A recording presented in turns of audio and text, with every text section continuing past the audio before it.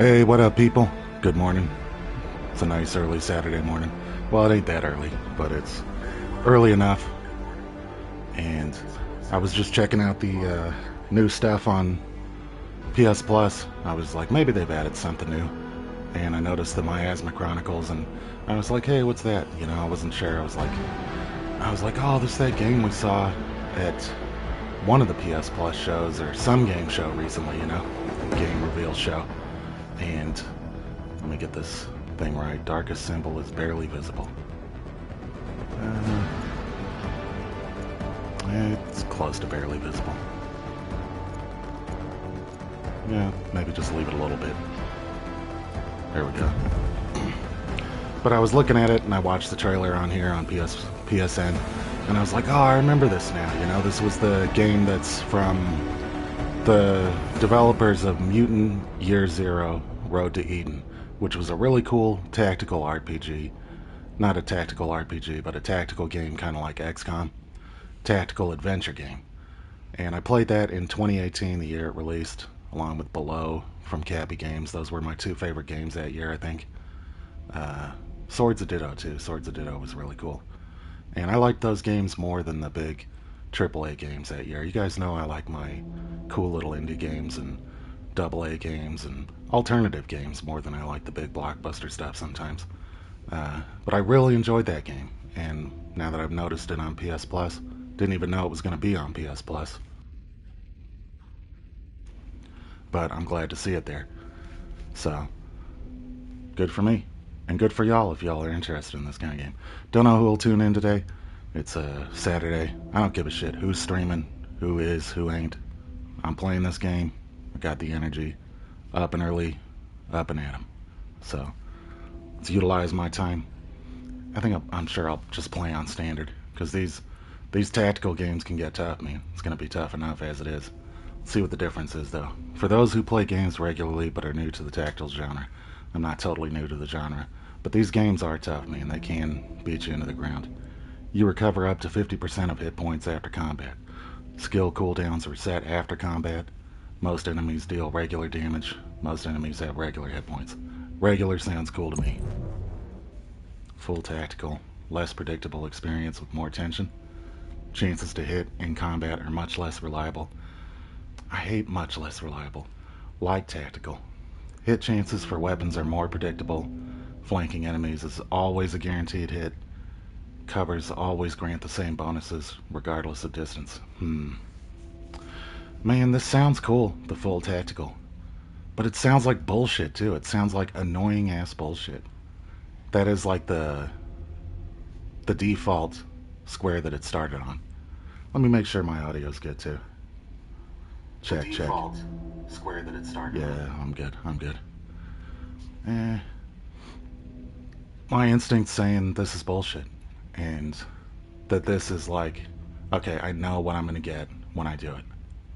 Try to get close to it anyway. I do like some RNG in these, but not so much RNG that I'm just like, what the fuck? Nothing is ever working the way I think it's going to work. So we'll do light tactical. That sounds good for me. Because Mutant Year Zero Road to Eden had a cool story, cool world, cool characters. That was half of what compelled me to keep playing it. I do enjoy the strategy and the tactical genre. Chronicle 1.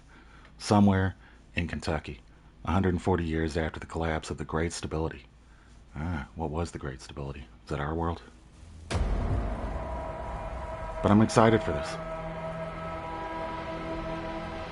Like, it's not just some random thing on PS Plus where I'm just like, I don't even know what this is. I mean, I kind of didn't know what it was when I first saw it on here.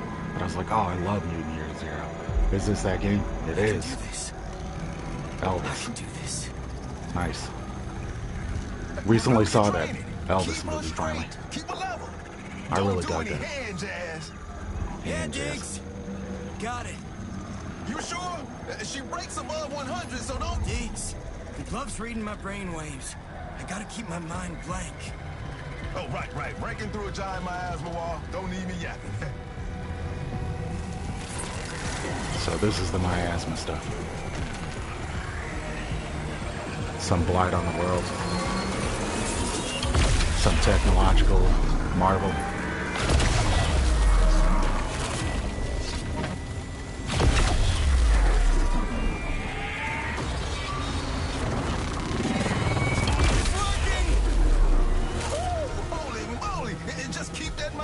little brother. Let's see the other side!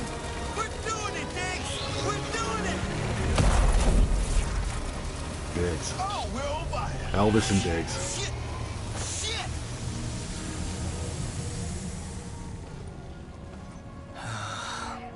Thanks. You okay? So young man's got some kind of powers, Busted. but they got some limits. Damn it! Shit. How many tries is that? 37. Better get started on 38. 38. How you think 38's going 37 in a row? Mama gave me this glove for a reason. As long as she's on the other side of this wall. Yeah. We ain't quitting. We'll find her, little brother. We'll find her. Alright. So you get some if it's anything like Mutant Year Zero, you get some exploration too. It's not just battle after battle after battle, you know? I like the battles, you know, that's the appeal. Miasma's kicking up. Like I said, it's Let's get back to town. tactical Fix this adventure glove. game too. Gotta go the wrong way first. This is what we were just looking at down here. Anything? Can't get through the wall with a broken glove. Okay. Check it out. Sneaky beaky like.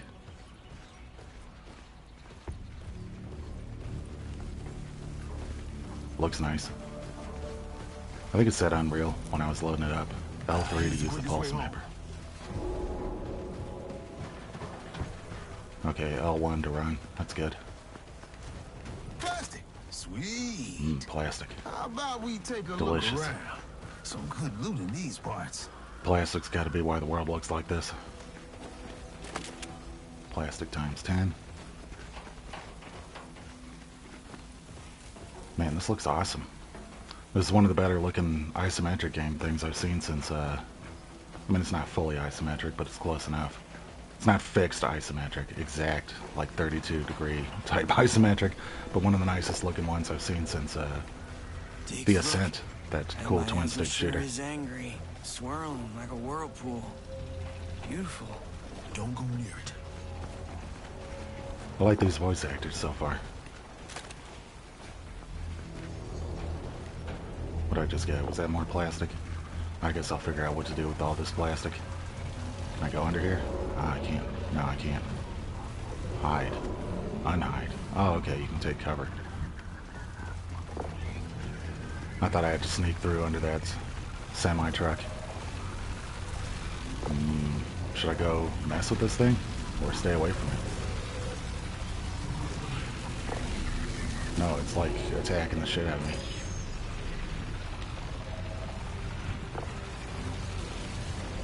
I kind of want to go see what's up that way. Ooh, explosive barrels. Those will come in handy at some point. I think the settings I picked should give me the experience I'm looking for.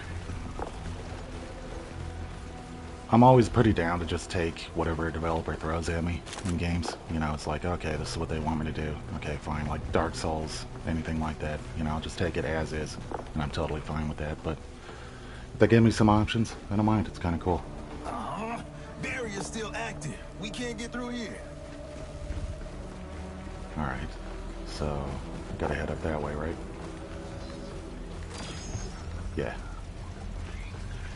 Man, this is clean.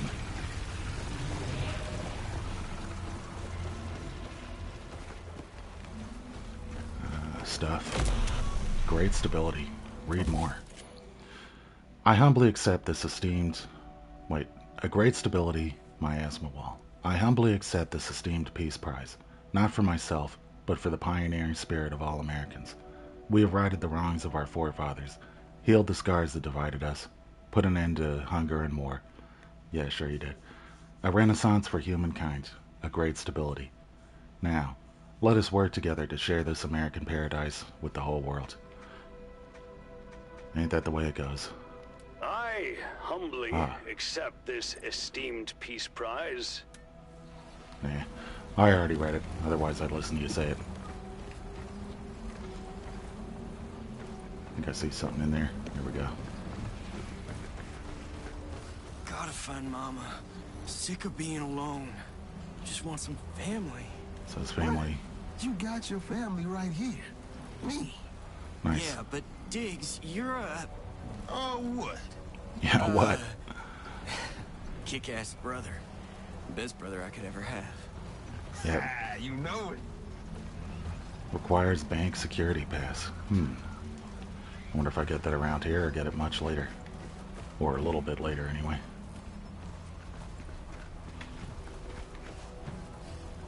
Check it out. Frozen in time. Nah, they know mannequin. It's somebody standing there. And what were they doing by the urinal, though? About to flush it, maybe? About to change the urinal cake in it? Hell if I know. Hey, there's something.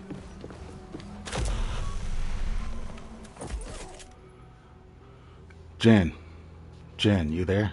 It's Tommy. Hope to hell you get this message in time. I got the kids. We're shaken up but doing okay. Annie's asking where Mommy is. I'm telling her you're coming soon.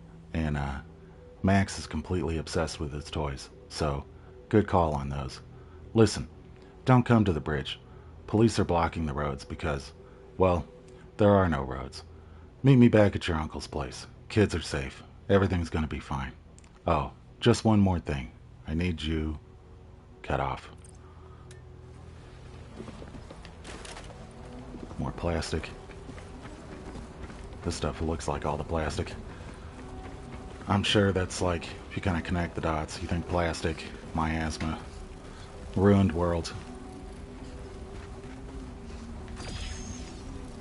I'll look around on this floor before I head up. That's nice. The nice seamless transition to the next floor. Okay, I can safely go this way without... Yikes. Yeah, they were having a meeting.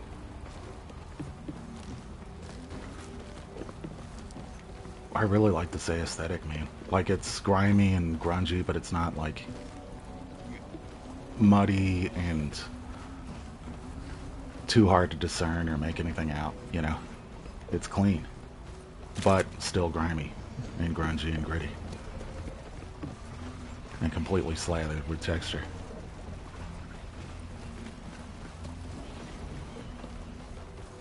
Can I... No, I can't hit that way. Peace forever. Consider for a moment a world without want, a world without war. 50 years ago, this was only a dream. Now, this is our reality, a renaissance for humankind. We call it the Great Stability. We are truly blessed to live in this age. Sure, like I said, ain't that always the case? Bank security pass. A key card with Bank of New America written in printed text. Safe house has been hand scratched onto the surface. Alright, let's take this downstairs. Get what's in that room. It's optional too. Like, you could just be like, no, I don't care what any of these items are. And then make the game harder on yourself. Needlessly harder. Now it's off. Sweet loot. Here I come. Ooh, look. Something purple. Mine now. Range buddy. Scope. Extends weapon range by 20%. Weapon mods can be attached. Is that light flickering? Hope my power doesn't go out. A budget scope from Dormart's Tactical Home Security. Despite age and its exterior condition, it's still going strong and will give you a reasonable range boost when applied to a weapon. A faded promotional label reads, "Great against porch pirates." Porch pirates. Man, this is definitely getting close to... Let me stay on here. You've acquired a weapon mod. It's definitely getting close to reality here. You can attach weapon mods via the party screen by selecting a weapon and then pressing the modify button. Okay, I wonder if I have anything I want to put it on. Already. Let's pick up this other stuff first. Holding out. Found a decent spot to hold up. Working security at the door. Nice view of the city. Should be safe from the collectors until I make a run for the Scar. Then it's just a game of waiting for the rest of the editors. If they make it out, or if they make it, only time will tell.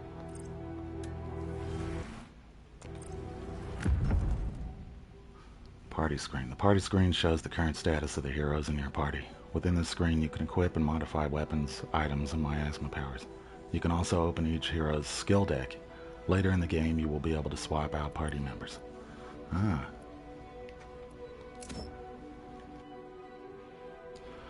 Okay, do I want to... What kind of range is this? Range 13. It looks relatively... So you have more... Oh, we both got the same weapon. Adds 10% chance. Hey, what up? Hey, how's it going, Chuckle Fun? What's going on, D? I hope I didn't miss Chuckle Fun, too. I saw your message before I saw Chuckles.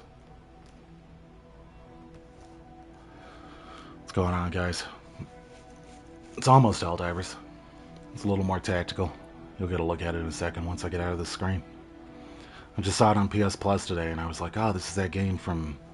that new tactical game from the creators of Mutant Year Zero, Road to Eden. Which was a game that came out in 2018 that I really, really liked. It was one of my favorite games that year. Let's see what this... How do I put the mods on?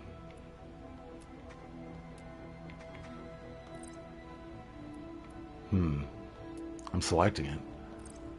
Modify, here we go. Now, is this thing that special? Nah.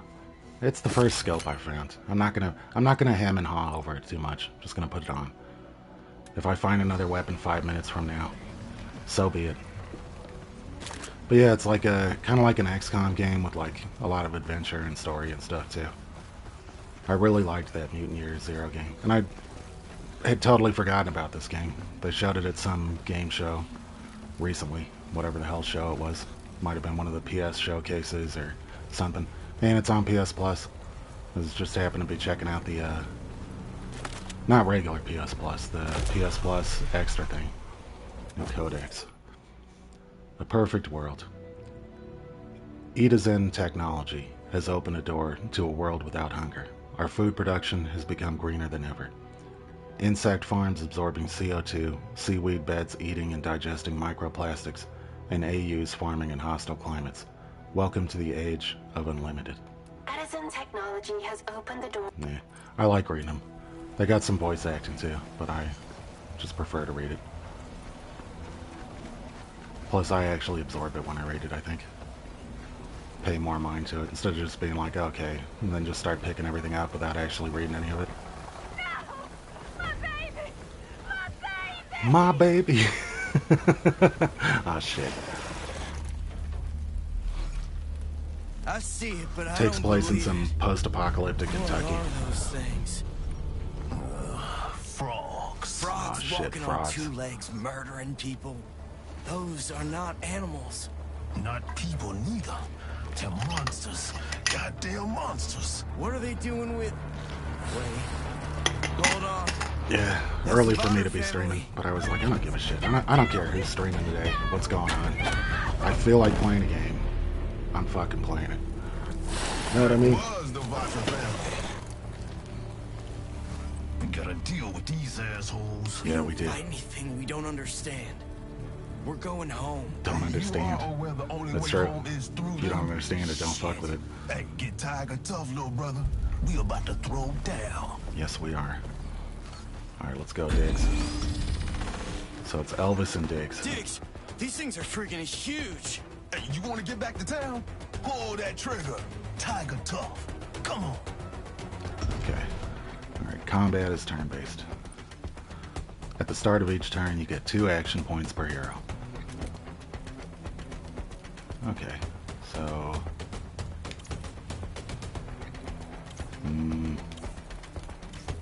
this guy's gonna get closer to me sooner than this guy gets closer to him. Or to me, so I'll stick with this one. What's going on with these abilities? I can't change it yet. I don't think I can.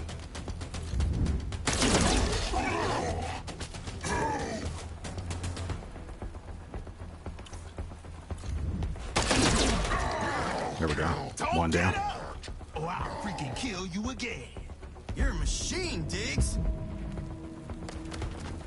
I thought I had two points per turn. Shit, they're running for cover. Partial cover. Shoot them anyway. You might get lucky. Okay, you Luck want me to never shoot? liked me that much. Enemies in partial cover give you a 50% chance to shoot them. Enemies in full cover give you a 20% chance to shoot them. covers are only effective from the front. Okay. Now. Yeah, but see, like... This is the front, though. Let me move. I want to, like, move... I want to control him first. And move, like, here. And shoot him there. I picked light tactical and standard difficulty. Because light tactical gives you, like, more guaranteed results. More guaranteed, not totally guaranteed. And the other one that was, like, full tactical just sounded like total, like, every turn I'd be going, like, what the fuck? Why didn't that work? You know what I mean? Like, everything would be missing all the time. Maybe, maybe not. Mutant Year Zero was fine, the way it was set up, but I was like, nah, I don't want to deal with that crap. Bastards are tricky, Diggs. Watch out! Okay. Now I'm kind of to the side. Wouldn't let me move, so that's what I gotta do. Too much. Help. Help who? Is he about to call for backup?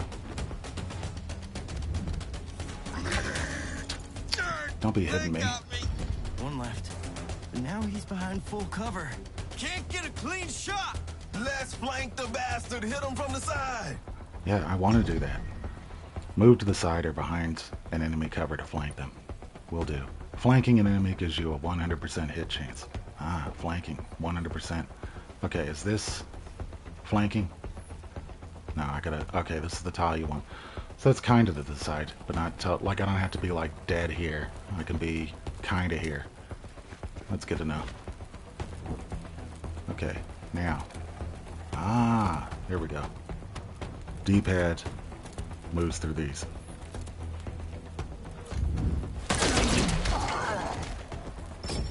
You alive? First blood, trophy I think earned. so. You? Rocking and rolling. We made these boys extinct. I don't think so. Oh Look. shit, here comes more. Find some cover. When the time's right, flank them. Yeah, I'm really happy to see this on PS Plus this morning, man. Like, I had no idea it was going to be on PS Plus. That Mutant Year Zero game I played on Game Pass that year. Like December 2018. And I think I bought a physical copy of it. Because I went to, like, GameStop, and I hardly ever buy physical games, but I went to GameStop and they were having a buy two, get one free thing, so I got, like, some of the around $15 games. And it was, out of everything there, I was like, oh, I'll get a copy of Mutant Year Zero. Use cover to avoid getting hit by enemy fire. The same rules apply for your squad as for the enemy. Okay, so I gotta get... Where should I get? They can easily flank me here, but they can't quite easily flank me here. Who am I controlling? Elvis?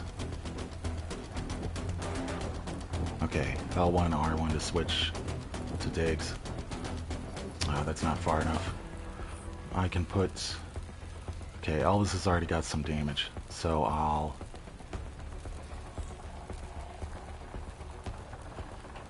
Let's see. Partial cover here.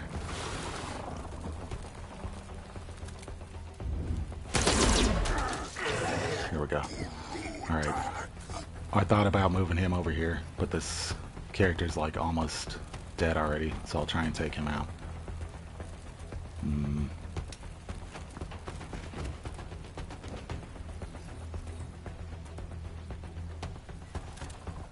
There we go. I wanted to... What the hell? Missed him.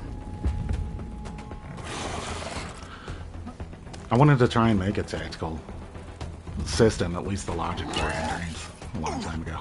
It really wouldn't have been that hard, man. It's just that the only tricky part would have been getting enemies to, like, navigate the environment the way you want them to when you select where to move them, you know? But I think if you let them auto-jump, it probably would have been easy. You know, just let them auto-jump over an obstacle or something. Okay, he's get a flank here. And get partial cover right there.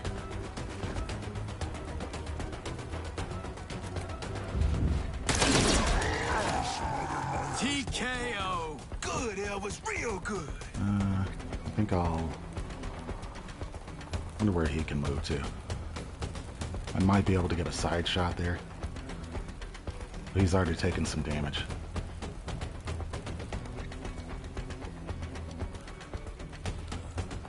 What's that stuff on the ground there? I'm definitely going to take shots if I go right here. Like, I can get a shot, but I'm going to take a shot doing it. Wait, what's this thing? Reload the currently held weapon. How do I see what my ammo is? 3, okay. You know what? I'll just move here and... no, I'll move here. And reload. Everybody stop fighting! I gotta reload! Hey! Man, watch the pace. I didn't think I'd take a shot there. Oh, and he's still behind cover. What a waste. Okay, I'm just gonna have to move out in the open here.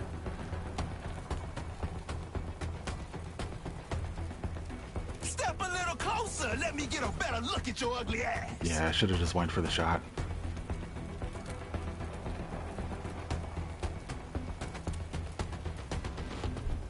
Oh, I can move again. Nice. Alright, I'll make him at least move to a stupid spot. You know what I mean?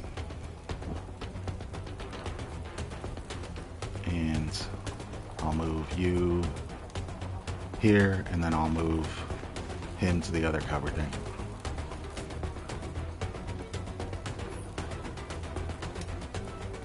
He might move over to there.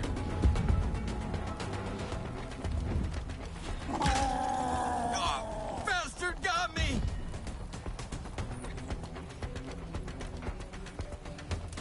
Okay, we're just gonna like...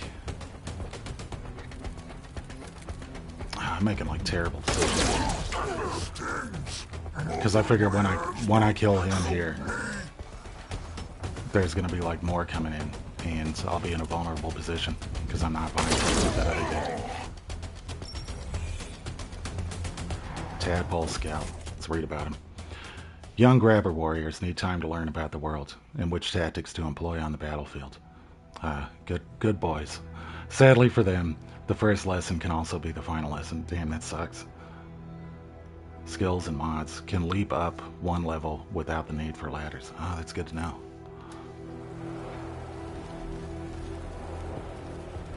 You hear that? More frogs looking for their buddies.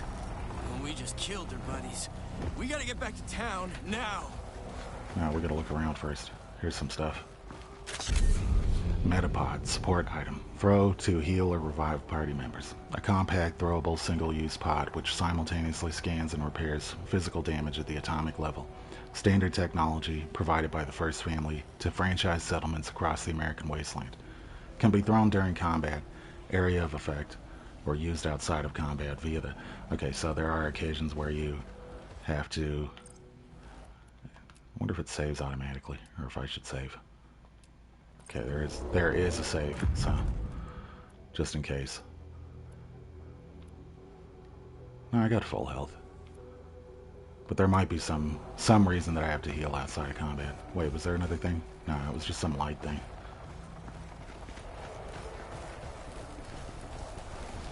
Soup. Were these frogs eating that soup? Or were they having frog-like soup? Nah. No way.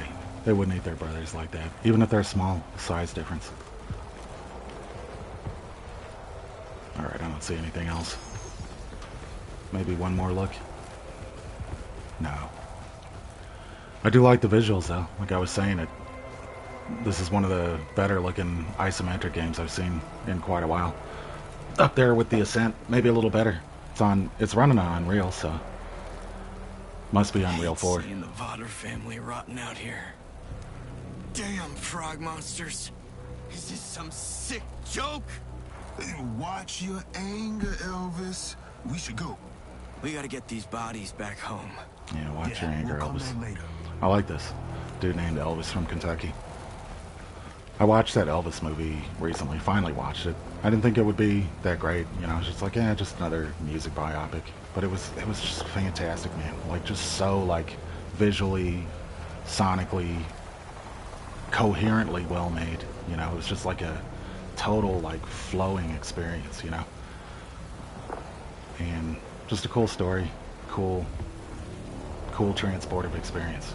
You know, and you learn a little bit. You know, like I obviously I knew Elvis was, but he was even before my time, obviously, you know.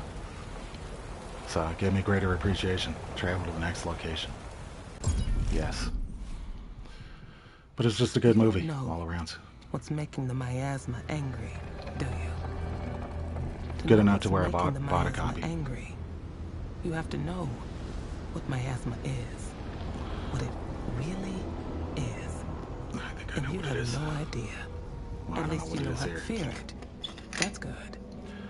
You see it turn air into poison, nature into nightmares, frogs into monsters. Yeah. You know you can't escape it. The miasma surrounds your town like an ocean surrounds a lonely island. Yeah, that's the way it is, man. And it's spreading across America, twisting this once great nation into a lethal wasteland. Yep. It may not be quite like this. It's close enough. Safe and sedentary. The dull, colorless mining settlement you've lived in your whole life. Put your head down. Work hard. Provide the gold that feeds America's rulers, the first family. And pray the miasma's anger doesn't wipe your town off the map. No one here is I definitely know about pollution, fear, air pollution for sure. Create their destiny. Except you, Elvis. With your big brother, Diggs, and years of hard work, you've harnessed your glove's power, and now... The power glove. You want to find me. Yeah, I do want to find you. You sound cool. But you still don't know what it really is, do you? I could tell you. But revelations must be earned. So a secret, it shall remain. Maybe in Keep the your future, secrets then. you will be strong enough to break through the wall and find me. And if you do, maybe I will tell you my secret. But we both know you'll die along the way. Because between me and you lies the miasma. I want your secrets. I need to know. I already know what I know what miasma actually is. So that's why I'm feeling that this story concept is resonating with me for sure. Miasma Chronicles. I'm gonna enjoy this, man. Got one training battle. This should get pretty intense. Real monsters. We got to tell the Maiar about these frog monsters. Hey, what's up, Jack Wolf 101? Well, miasma traditionally is like a, you know, just like a noxious, gaseous, or liquid kind of element that like permeates the environment. And, you know, it's toxic to people, toxic to life. You know, it's just an old world, old world word for, you know, things that toxify the planet, toxify people, toxify life. Am I treating miasma? I wish I was, man. How about you? Are you treating yours? I definitely know about air pollution and how it affects people, though. The mayor? What's he gonna do against frogs? Miasma. That's clever, man. Miasma. I like that. It took me a minute to catch that, man. You're clever. He'll know what to do. Yeah. Oh, man, I missed what they were saying. That was clever. That's a good one. Are you treating miasma? Yeah, miasma's pretty bad. How about yours? Yeah, I just took it as a serious question. Didn't catch it. Home sweet home. You saved my ass back there, big man. You got the magic, bro. All I got is strength, Welcome in, man. wisdom, charisma, good looks. My ass is sore. I don't know if that rhymes quite as well. Oh, I like this music. What you up to this morning, man? He's just Just a down-home southern boy like me. He's got some personality. He's from his side of town, and I'm from my side of town. Just waking up. Yeah, I got up probably maybe a couple hours ago, about 6. And I just saw this game about half an hour ago before I got on to stream. I was like, I want to play this. Might as well stream a bit of it. Plus, you know, it's one of those games people might not know about. So it's like, I'll show it, you know. It's not like a million people are going to tune in or anything, but, you know, out of my people, maybe they'll be like, oh yeah, I've heard of that game. I saw Ninja playing it. Bargains. Bargens.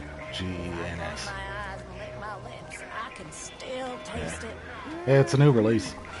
I was, you know, I'm probably repeating myself a couple times now, but it's by the developers of a game that came out in 2018 called Mutant Year Zero Road to Eden, which was another tactical adventure game. And I really enjoyed that game. And I'd forgotten about this game. Like, I think I saw it at one of the game shows, and I was like, oh, it's a new game by them. And then I just forgot about it. Totally forgot about it. Which I tend to do nowadays. I don't get too on board the hype trains and like keep track of things too much. And then when things come out, I'm just like, oh, that's out. Nice. Why is that? And it's free on PS Plus Extra. Not free, I mean you gotta pay for PS Plus Extra. But you probably are anyway. Nice. Rise in the U.S. Army? Yeah, Daddy, 24 times. He started as Yeah, a you cook must have. and Yeah, probably. years of shit. It's just getting started though. I've only had like one walking session and one training Let's battle. talk to the old man. In here. Here we go. That's pretty handy though, adding stuff to your wish list before when you see it in one of those shows. Elvis, the boy with the magic glove. Mayor, listen, this is gonna sound crazy. This but we guy's the saw mayor. monsters. Real monsters. What's with the hunched shoulders and sour puss, boy?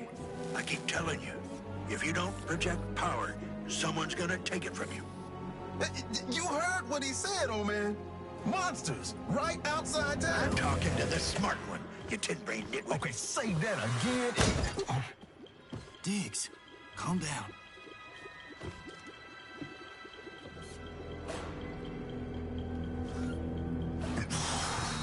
Trash can. What's he yakking about, monsters? Yeah. Oh shit. Oh, that was just lighting. I thought something dribbled out of his nose. Nasty frog things. They killed the Vaughter family. Damn near killed us too. But they got these Loads of accents them are because this coming is for the based town. in like a We gotta do post-apocalyptic Kentucky. I think that's kind of cool too. I knew this day was coming. What you mean you knew? It was the last full moon. I've never been Mayor to of Kentucky, Pikeville was but screaming at me on the radio. wouldn't be about somewhere some I wouldn't mind going, invasion. you know? I sent the sheriff out there Someday. for a look-see. He said the townspeople were gone, and the streets were covered with giant sacks of eggs. I Frog watch eggs. a lot of those small town can't travel let that videos happen where here. people just You kind can of check get the out town to small, fight. This is offbeat a rural mining towns. town. We mine. They're nice, No, the relaxing, miasma's changing. inviting. Behaving differently. It's more important than ever. You get through that wall and find your mama, Bamadi. At least on a surface She's the level. only one who might know what's going Ah, on. Marty, Like it or not, Elvis, the fate of our town is in your fingers. in your fingers. Yeah, Not about my my hands, just my fingers. fingers. The glove's dead. I blew out the power core. Of course. Well, go find a new had power power, core and it's come gone. back here pronto. I'll take another look at your mama's data drive. See if she left any clues on how to keep that glove from breaking. And Help me one fix more my thing. power glove. Do not leave town. It's too dangerous out there. Quest completed, real monsters. While the mayor digs through Mama's data for clues, we need to get the glove fixed. Bertha Jr. probably has a working power core. Yeah, that isometric aerial view. Not fully isometric, you know, like true isometric is like, I think it's like 32 degrees or 28 degrees or something. And then like a fixed tilt of 45 degrees. Turn, I mean. But it's, you know, aerial camera. Yeah, turn-based isometric, like XCOM basically. XCOM with more of like an overworld adventure, you know, some storytelling, characters and stuff. You get to walk around and get into XCOM style battles. You know, I've got it on light tactical so that it's not too brutal experience, and the regular difficulty. you can, there was like 4 difficulty levels, and then there was 2 options for whether you want the RNG to be more or less predictable, you know? Oh, yeah. Yeah, you must have just liked what you saw, like narrative-wise. I'm not really like I've never played the XCOM games, but I did play the last game these dudes put out. I have played a few other games in this genre. Can't remember what. And then older tactical RPGs like Final Fantasy Tactics, Tactics Ogre, which play differently. They're like more grid-based strategy RPGs is what we used to call those. And then these games, we just call them tactical games because they're not necessarily RPGs. But I don't mind a little strategy and tactics, in a variety of forms. Bertha Jr. So I gotta fix my power glove, get a power core for it. Yeah, nice, man. That's what really caught my attention, though, was that it was by the developers of a game that came out in 2018 called Mutant Year Zero: Road to Eden, and that was on Game Pass on my Xbox. And I just happened to try it and loved it. I absolutely loved it, And this is kind of like their follow-up game, I guess. Same genre, a little more ambitious, a little more. You got a human character instead of... It's still about the same, because I've seen, like, mutants and weird things so far, I'm just playing as a human from the start, I guess. Yeah, it is nice looking, man. There was a twin-stick shooter that came out a few years ago called The Ascent by a small team, and I think that was made on Unreal as well. I forget what engine, maybe. But these are, like, the best isometric aerial graphics I've seen since The Ascent. So it's really nice looking for the genre, for sure. And it's running pretty good so far, too. Maybe a little stutter and hitch here and there, but it ain't, it's got a native PS5 version, It just feels like a solid game so far. Let me talk to him one more time, see what comes out. I can't stress this enough. Fix that glove. Shadowrun a few times. I've always wanted to get into those, man. I played a little bit of the SNES version. I've owned the Shadowrun games on Steam, the newer ones, the newer trilogy of games, but I never played them much on my laptop, and then I didn't have a laptop. I've got access to them on the Xbox, I've got access to them on the PS5, and I just haven't made any time for it, But I know I would love those, man. I know I would love those. Another cool one I played not too long ago, no, actually quite a while back, was called Invisible Ink. And I think it was by Clay, the makers of Mark of Ninja and Don't Starve. And that wasn't necessarily an RPG or an adventure game. You kind of just go up floors in a tower. But it was cool, grid-based, tactical, move about the maps that come up, Yeah, the SNES version is the one that always makes me happy. That's cool, Shadowrun. Yeah, that's a deep cut, the old Shadowruns. There was a Genesis one, too. There was actually a Sega CD one that we never got, We probably would have never played it anyway, because none of us really had Sega CDs. I got one in, like, 1997, and it was only, like, $20 by then. And then I was able to find some hidden gems, but there actually is a Japanese Sega CD version of Shadowrun that I would have always liked to check out, I'm sure I can watch a video of it or something, The later ones seem too different. Yeah. Well, there was that 360 one, which was some kind of first-person shooter PvP thing. Or a third-person shooter, maybe. And I was like, what the hell is this? This ain't Shadowrun. I think everyone felt the same. It was probably cool, like, in its own way. But the last 3, Shadowrun Returns, Shadowrun Hong Kong, and I think the first one's just called Shadowrun. Something like that. They're on PS Plus as well. They're easy enough to check out, but they're closer to it at least. They're like grid-based tactical, and they're at least isometric, and would probably appeal to a fan of old school games like us, Yeah, exactly. That's what was kind of the appeal to it, having some kind of investigative RPG kind of thing, in just a cyberpunk world. What is the miasma? What is miasma? Man, that miasma shit was funny. Over the course of our study, we can no longer explain what the miasma actually is. Its particles are volatile and can only be stored in quartzite containers. If their movement is restricted for a fraction of a second, They bond together at the atomic level. This makes lab studies nearly impossible. We'll continue our tests, but so far we're working with assumptions, and assumptions don't help anything. Trying to go for a first. Yeah. There's actually a fun investigator PI game that recently came out. Oh yeah, what's that? Investigator PI. Is that the name of it, or just the genre, basically, you know? Okay, where do you guys want me to go?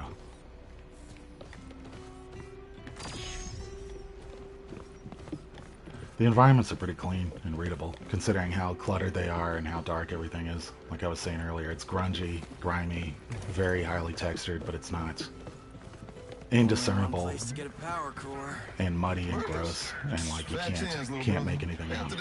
Shadows of Death. Fate of the town's in my fingers, right? How can she say no? When we die, we go to California. Says so in the Bible. That's funny. Die and go to California. Welcome to Original No thanks. Bertha's General Store. I'm Bertha Jr. Weather-wise, that'd be nice. Elvis? Oh, hell no. Get out. Oh, hell Bertha, no. please. All we need is one fresh power core. You blew up my car. Last damn car in town. You know how expensive that thing was? I do, and I'm sorry. My glove misfired, and... listen, we're on official mayor business. I don't care if the mayor comes here and karate chops me with his tiny arms. Supplies are limited. I got merchants disappearing in the miasma. First Family's giving me shittier gear. Damn, everyone's got asthma. If you happen to find me a torque jammer, maybe I'll forgive you for killing my car and give you a power core. Listen, we don't have... I got your torque jammer, Bertha. Oh, yeah? It's right out back. And, Bertha, while I'm out there, I'll be holding on to the memory of your beautiful face. Okay. Man, he's got Riz. Get me that jammer and the core is yours. He's got Better game. hurry. It's my last one. Come on, Elvis, you need to get game like that. Alright, come on, Bertha Jr. I'm down with Bertha Jr. Take me a Bertha Jr. She doesn't need to call herself Bertha. I mean, Junior. Just call yourself Bertha. Just gotta know where to grab. Border's been picked clean. Screw the border. We can go to Gator Zone. Your call. I'm... going to True. Gator Zone. That's true. Tiger tough. Some games can't manage that. Some of those massive, like... Hey, what else is going on here? What the gate? I walked past your shop, Elvis. It looks like hammered shit. All right, because this place is immaculate. Yeah, he is. Smells good, too. Don't try to get on my good side, Elvis. I no longer have one. I feel you, I Georgia. know you want to find your mama, and no one's gonna tell you different. But this town needs a good mechanic. Especially with the First Family up our asses. See, I like this kind of dialogue and accents because, like, it's what I can relate to, what I know. People I know and have been around. You know what I mean? It's not totally sterilized, totally whitewashed, and totally corporatized. You know? Yeah. Hey, yeah. I mean, the setting, of course, it's gonna be like that. You know? The mayor, mama. Collectors. Let's ask about Years collectors. ago, we used to trade with the First Family The face First to Family. face. Now they just send their robotic flunkies to squeeze us dry. Yeah, I know what you mean, Jack. Damn collectors. They take our gold. When it's and like in that, return, it's they give us just totally enough out of supplies to place. keep us digging. But where else are we gonna buy supplies? They got us bent over a log, all right. So we Deus tell the Ex First was Family to notorious get for that. lost. There was like What's so one hard character that about just that? talked That's what like a total Elizabeth crackhead off the did. streets for no reason. Where are they now? Underground, buried in rubble. You know what vexes me? What does the First Family do with all that gold? Shit, I'd like to Mayor know too. J. Mason. Make all the jokes you want, but that man refuses to die. Yeah. When he lost his legs, he dragged his butt through a half-mile tunnel.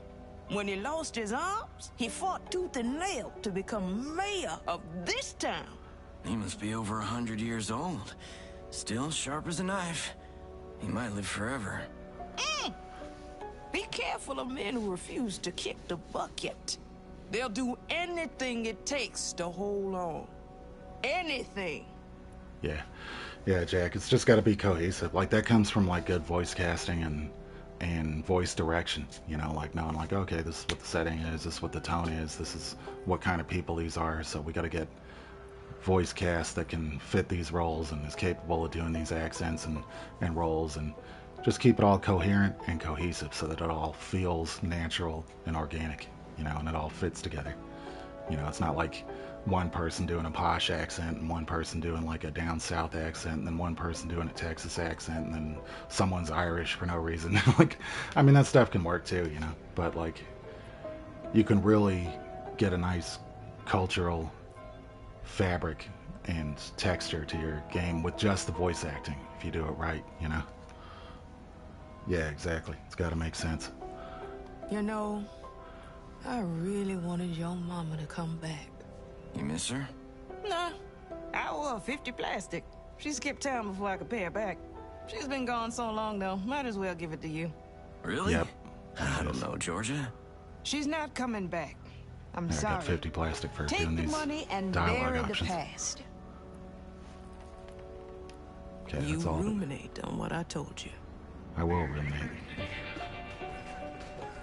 I love that word, ruminate, rumination. Ruminate on ways. On rainy days, I sit back and ruminate on ways to assume my position. We're gonna do a backflip on the miasma. Hey, Hey, good for you. Say it with me now. Raise your hands and say it with me. We're gonna stop the miasma from poisoning us. We're gonna put the miasma in a headlock. Hey, say it with me. All right, I'll say it with you. We're gonna put the miasma in a headlock. So shall it be. Wait, where am I going? This way. Man, I kind of want to look more. I'm just gonna follow the arrow because I could get lost looking around in here for quite a while. I want to have some battles. Back in the mine where you belong, bot. True. I could definitely see that. Man, I hope we get a Borderlands 4, man. Turn already. Say what you want about 3's story. You know, like, it definitely was not up there with Borderlands 2 story and character-wise. But the gameplay and the way it runs and looks and everything is just still on point. You know, I really enjoy those Borderlands games. Sheriff gave me this badge. I'm official. And I'd love to see gatekeeper another to one from them. Gator's There was Tiny Tina's That's Wonderlands, sick or what? which I had some fun Easy, with, girl. and I played it with a friend who's not with us anymore. Like a boss, boss. You know, Hey, God rest her, know rest in that peace. girl over here? I But seen her following you. the structure was just, you know, it was just so different, like having that like overworld RPG map thing, and then smaller areas, and it just wasn't as like fluid as like the normal Borderlands experience. And I prefer just straight up Borderlands Wasteland, Psychos, you know, the stuff you know and love from Borderlands. Oh yeah. Yeah, they might still be worth going back to. Maybe with like those HD collections. Those are always cheap.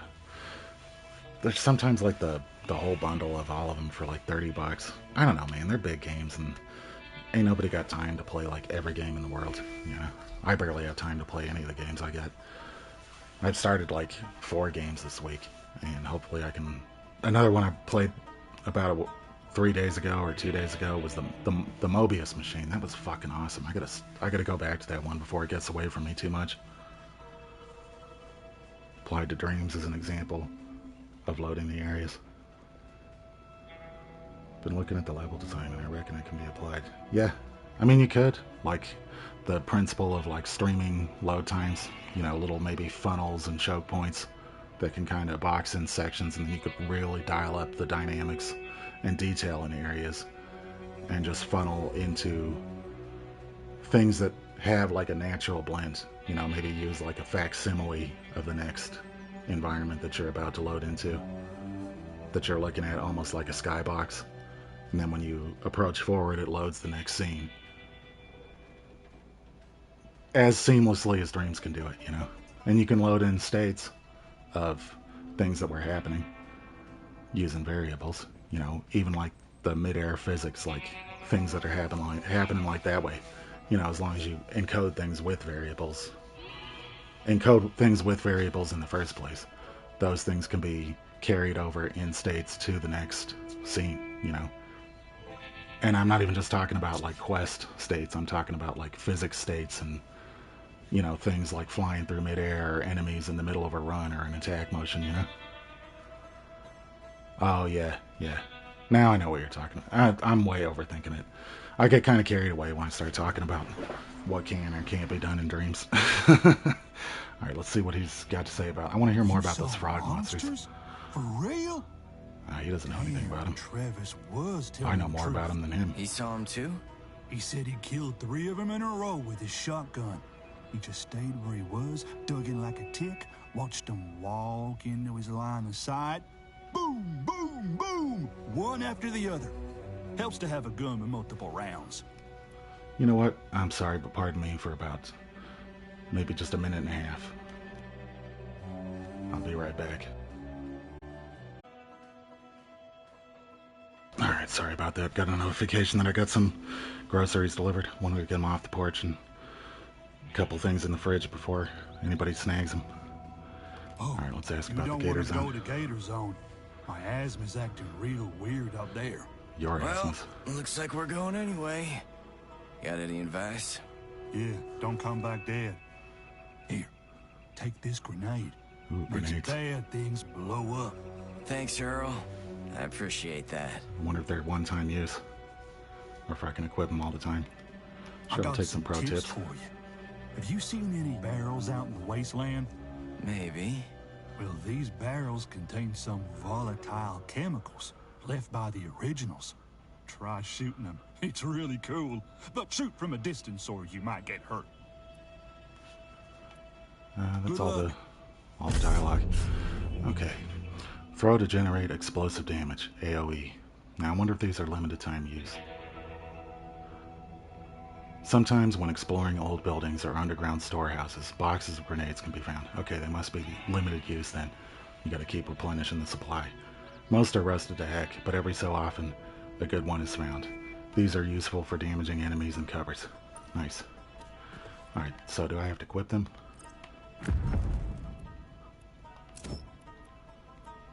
Nope.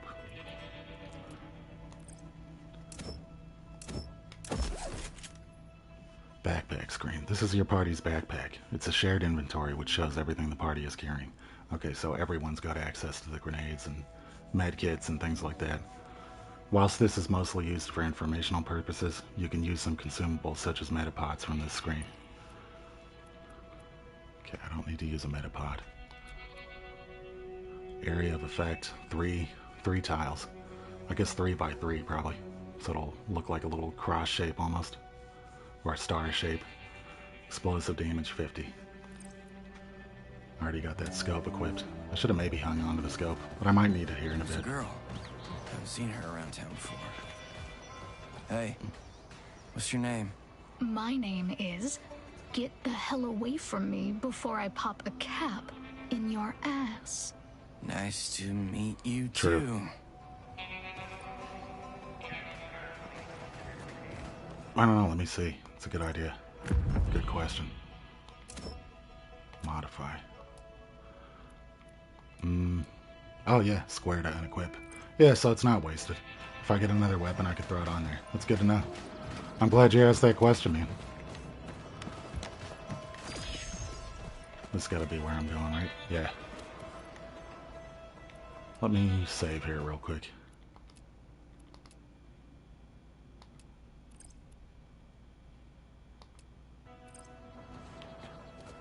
That was her name.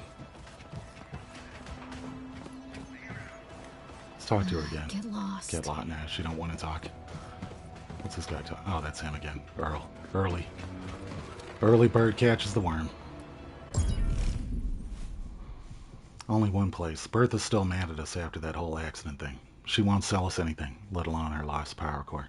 That's good, because I don't want to start... I like when games do that. Like, I met the merchant, but I don't have an opportunity to buy anything yet, which means I don't need to overload my cognitive load with, as a player, with like all kinds of stuff that I don't understand yet, like what I should or shouldn't be buying, you know, what I should or shouldn't spend currency on.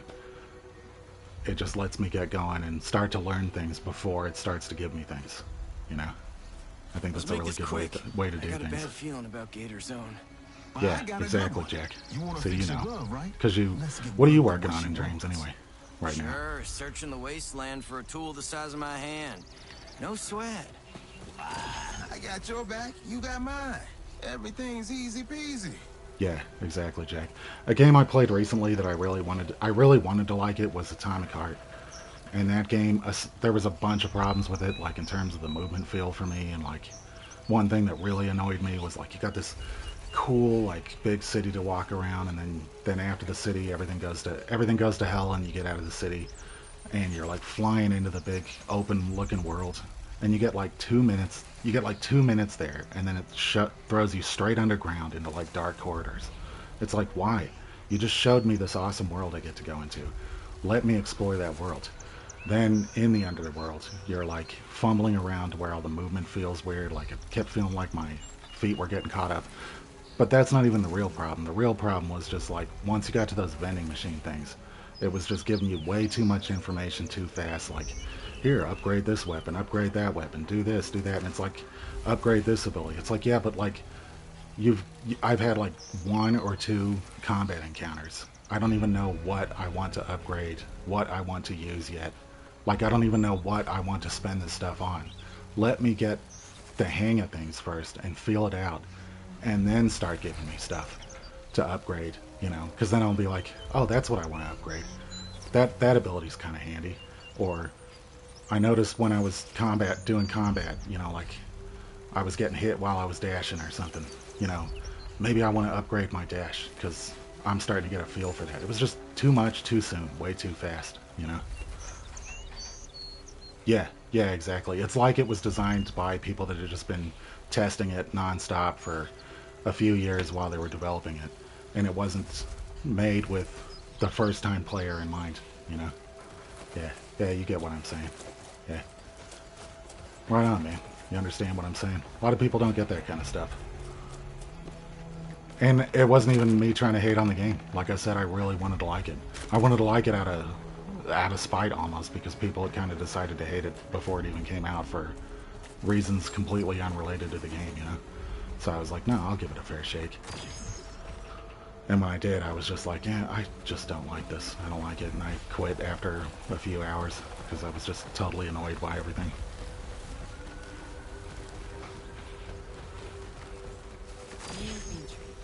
Local fauna mutating twice as fast as last week.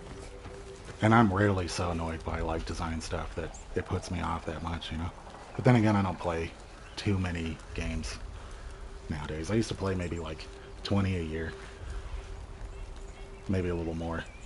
And then have like a really good top 10 every year. But nowadays I'm just like, there's too much to play, too many things to do. I don't get through as many games as I used to. So now it's like I'm a little more selective with things. There's some games where there's a first-time player reasons for locking stuff off, and if you start a new game, it's already unlocked, and you don't have to do the newbie stuff. Yeah. That's why immersion is important. Make sure people enjoy the interest. Yeah, that's the main thing, is before you start overloading people with information and things they need to know, don't do that at the start. You've got to win the player over. They've got to get a feel for like moving around, what they're doing, whether they even like what they're doing yet. Then, then you start teaching them, because they've got to decide like, okay, do I like this game? Do I want to know all this information? Otherwise their brain's just like, I don't want to know all this shit yet. Just skip it, get it out of my way so I can get to the gameplay and decide whether I like this or not, and whether I want to commit to learning any of this stuff. Because people only got so much space in their brain for stuff they want to learn, and it's got to be worth their time. You got to win them over first, then teach them. And still, even when you teach them, you got to do it the right way. You can't just be like, load up a game, big wall of text, tons of like system informations every like 2 steps. It's just too much for anybody, and that puts everybody off. Yeah. Some Ubisoft games do it well, some don't. The only Ubisoft game I really enjoyed in recent years was that Immortals Phoenix Rising game that they put out, which was basically their Breath of the Wild crossed with some of their Assassin's Creed stuff, And I actually got all the way through that. I didn't get burnt out on it like I do most of their other open world games. It's a pretty good game. Baxter, you shouldn't be out here. I wish they'd just Miasma's make another spreading. Rayman I need to find out why. Origins Find Rayman out in Legends town. type game. It's bad news A out third here. one for the You're trilogy. not my dad, Elvis. But I think that director's You're my gone. friend. So I don't We're think it's still happening. friends, right? Yeah. I've got Horizon Forbidden West. I really need to play through that someday. I played through Zero Dawn. I got Zero Dawn when it came out, and I actually didn't play it for like a year. That's why I try not to buy too many things, because it's like, am I actually going to play this right away? Or am I just hyped out, and then it's going to sit in my backlog for a while? Let's ask about our friends. This place is evil, Baxter, and you're too... Full of light? I'm not full of light. Seriously, I don't want some creature dragging you back to its hole to, like, turn you into soup or some shit. We already got soup here. Oh, sounds like you're sweet on me. Is he sweet on me, Diggs? Yeah, I gotta make time for it sometime. No, dude. I also got FF16 Cool, sitting I there. get At least it. I got that one Who on has sale. time for friends when you're looking for family? Oh, bite me. You're my best friend, Baxter. I just been busy. But we'll hang soon, I promise. Okay, let's ask. I'll ask about the Miasma before I Miasma's tell her the been bad news. acting weird. No shit. I don't want to brag, but I am the greatest scientist in town. Only scientist in town. You don't get it. It's making monsters. We saw him murder the Vodder family. So they're not used to seeing these monsters, Shit. really. I should have saw this coming. The last few weeks, there's been this Yeah, I hyper heard that. spike in the I miasma's heard it now flux too, man. signals. Ever since you said Like that. it's getting... Angry? Exactly. Someone, something, is pissing it off. It's either just people pissing it off, or it's specifically me pissing it off, because it wants to keep me from, like, cracking through it. Okay, bad Screw news. bad news. I need some good news. You got any? Nope. Well, nobody killed me today. Wow. Real blast of sunshine, Elvis. You know the difference between me and you? I got a metal glove and you got a metal arm. Cute. Difference is... That's close to I know Miasma. who I am, but you're looking for Doesn't someone roll to off tell the you tongue who quite as you well. are. Okay. Tell me who I am. Tell me who I I am. can't. You are who you want to be. You choose. You want to come with me, Baxter? Wow, that's some deep shit, Baxter. I'm gonna ponder that. Nah. They know each other too well. If I make any friends along the way to join my party, it's probably going to be, like, total strangers. Like, Good mysterious seeing people. you, Elvis. Don't get lost out there. I like Baxter. She's cool. Alright, get some... Still don't know what to do with all this plastic yet. But see, I'm getting it, and I don't have to worry about it. You know? I'm just like, oh, I'm getting some stuff. Eventually I'll get it. And then... Yeah, I don't know if there's permadeath. There probably isn't. Nah, because they gotta come along. Because there's so much story focus and adventure stuff. There is in, like, the XCOM games, where people can full out die. It might be money. I hope it's not money, because I hate plastic. I use a lot of plastic in my life, but with these themes of, like, the world being overridden by miasma, I'm thinking they got some kind of eco-friendly message in it a bit. Because this definitely looks like rotten, toxic crap that destroyed the world. Maybe plastic is just the remnants of it. Oh, I can't get through there. What about that? No. Alright, I can't access that stuff. Yeah, that's true. Yeah, and they can still use it. People could still use it. It could be either be money to spend or something to craft with. More frog monsters. Don't know yet. Keep cool, little brother. Remember hunting coyotes with Mama? If we sneak up on the bastards, we can ambush them. That gives us the first move. What if they see us? We're screwed. Yeah, I heard about that, Jack. That must have been like, what, 4 or 5 years ago or something? I wonder if the... No, wait, the thing I heard about was like an organism that they developed that was able to consume plastic. Some kind of microorganism, bacteria or something that could consume plastic, which sounded cool, but then I was like, oh god, if they introduce some kind of bacteria to the ecosystem, like, will it be able to diverge and evolve in some weird, unpredictable way, and then just, like, consume everything, you know? Like, that was, like, the concern. Nowadays, they can engineer stuff to have, like, a shelf life, you know. But still, you never know. That's like something that always goes wrong in like the Fallout type games, you know. Yeah, the robot's his brother. Yeah, it could be a little bit like Full Metal Alchemist. I only saw like half of the first season of that. It seemed pretty cool. But yeah, it's his brother. They seem like they were raised together. You can split up your group when near enemies. Split up members can be hidden in any cover position, while hidden a shadow passive skill is applied, hiding your hero from the enemy. Spread out and find great positions before you engage in combat. Okay, I don't know if I remember anything like that in Mutant Year Zero. But, okay, sneak. I'll put him here for now. On point. Hide. Okay, now I'll try to...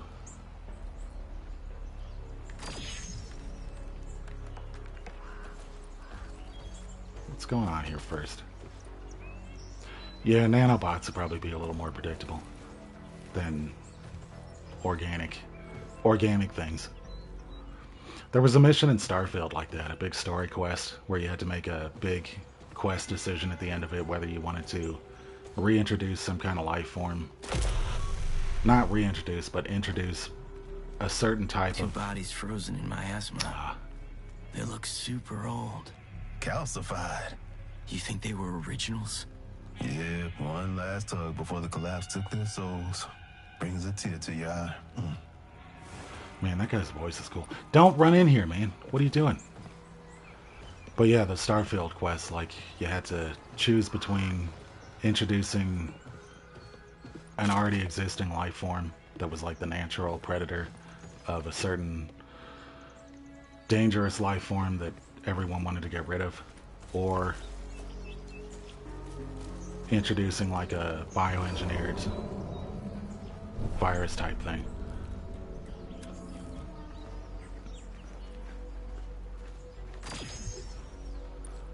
Man, I'm getting too close to all this stuff. Nope.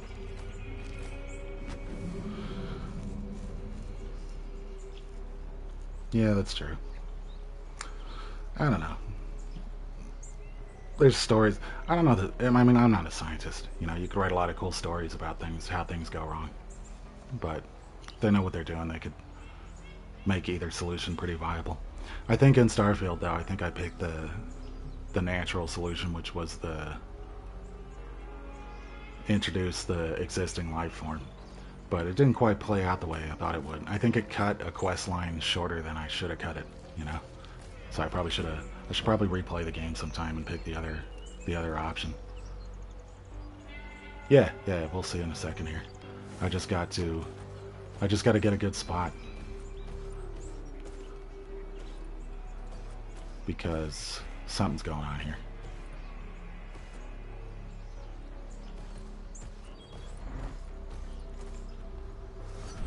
Okay.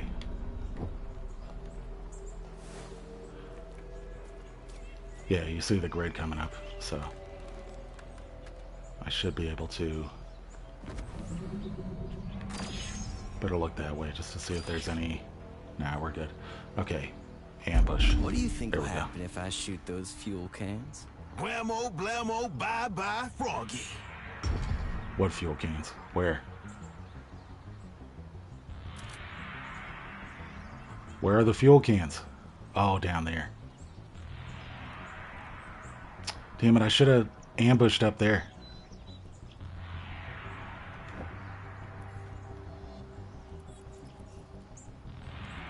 I wonder if I can cancel out of this.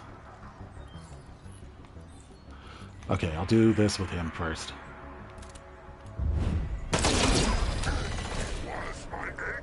There we go. Okay, now I can reach him from here, so it shouldn't be too bad. Oh, I could have undone it. Yeah, I didn't think of that. There we go. Okay, that took him out at least. I might have been able to take him out with just a shot, though. Yeah, no big deal. like I said, I've got it set on the relatively forgiving mode. I don't think I should be where I'm at.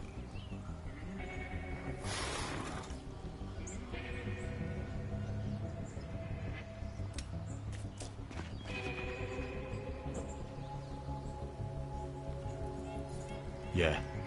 Yeah, it ain't too bad. We'll see how hard it gets, though. At least my RNG is relatively predictable. It can still miss, like it missed in the tutorial battle I had. This is the first, like, non-tutorial battle I've had, so... I should, let's see. I might be able to... You know what, I can just take the hit here. Fuck it. It's probably not gonna kill me.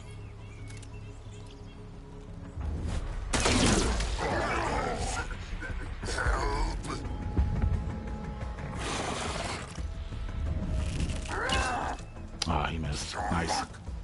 He thought he was gonna hit, but he didn't. I think I'll just do this other hit again. I got Gears Tactics. Gears Tactics too. I played about 2 hours of that. It was awesome, but I didn't stick to it. This I gotta stick to. The party has just gained a level. As the party levels up, all party members gain 5 health, as well as 1 skill point, to be used in their specific skill decks. Yeah, I don't mind it, but like I said, it gives you the option to have more or less predictable RNG. But it can be pretty annoying sometimes. It can be really annoying. Specific skill decks. Okay. Each hero's skill deck is found in the party screen. Okay, let's see if I can figure that out. In the skill deck, you can exchange points for new active and passive tactical skills. Later skills will become available when the previous skill in its respective branch has been unlocked. Okay, so I'll understand it when I'm looking at it. Skill points can be refunded. Ah, that's cool. So I don't have to go find some respec thing, and I'm not totally locked into anything. I can just easily reconfigure your hero's skill decks outside of combat. Okay, nice. All skills are available in combat, and active skills have cooldowns that last for a number of turns before they can be used again. It's funny because I remember, like, back in the Diablo 2 days, like, whatever you picked for your character, like, you were locked into it, you know? And you might get through, like, up to the highest difficulty level. You might be able to get to, like, Act 4 or 5, and then you'd start hitting a wall because you're just like, I can't even survive anymore. I can't do enough damage. I can't take enough damage. I'm not killing things fast enough. I'm just screwed here, you know? And that was fine, you know, back at the time. And then you'd be kind of incentivized to play other classes anyway and do new builds and try to get new loot specifically for that character. And there was good loot table and loot tree along the way where you'd be like, oh, I've got this in my storage. This is like perfect for a paladin.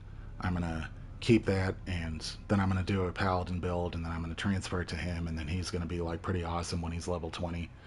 Stuff like that. But if you made mistakes with your build, like, you would eventually just hit a wall and not be able to do much on your own. You know, and then you just have to be like partying up and trying to get carried, basically.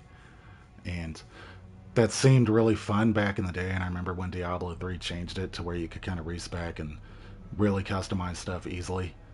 A lot of Diablo fans didn't like it, and I didn't know if I would like it, but now I'm just so used to that kind of freedom where it's like, okay, cool, you're not going to completely screw me over. Like, good. I'm glad you're not screwing me over to where I'm just totally locked in stuff and have to restart the game. You know? I don't like necessarily saying it's modern and more accessible, but it is modern and more accessible. Yeah, but it was like, it was harder to use, you know, like you had to use some kind of very difficult to obtain item, and I don't think you could do it very often, you know? Yeah. Dark Souls 3 had one where you had to get like these tongues from PvP to give to some like really hidden, hard to find NPC, and you could only do it 5 times unless you did a certain like glitch thing where you exited out of the menu and it wouldn't use the consumable and wouldn't count as one of your 5 uses, which wasn't so bad, but at least they gave you the opportunity. Yeah, it just kind of is better, man. It is kind of better. All skills are available in combat, and active skills have cooldowns that it lasts for a number of turns before they can be used again. Yeah, exactly, Jack. Yeah, and so was Diablo 2, kind of. You know, Diablo 2 was pretty mainstream, though. It's just funny how times have changed. You know, like, developers are more willing to do it, and gamers actually ask for it, you know, instead of saying, no, I want to be locked into things. You know, make it brutal for me. Make me commit to things. And make me have to restart my game. Yeah.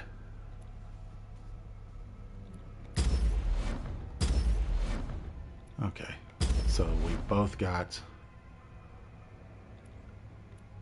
Okay, I've only got one. Do I have one for each character, or just one in general? Okay, 1. Remove up to 2 armor points from the target. Take automatic reaction shots within it. So that's like an Overwatch thing. Oh, Overwatch. It says Overwatch.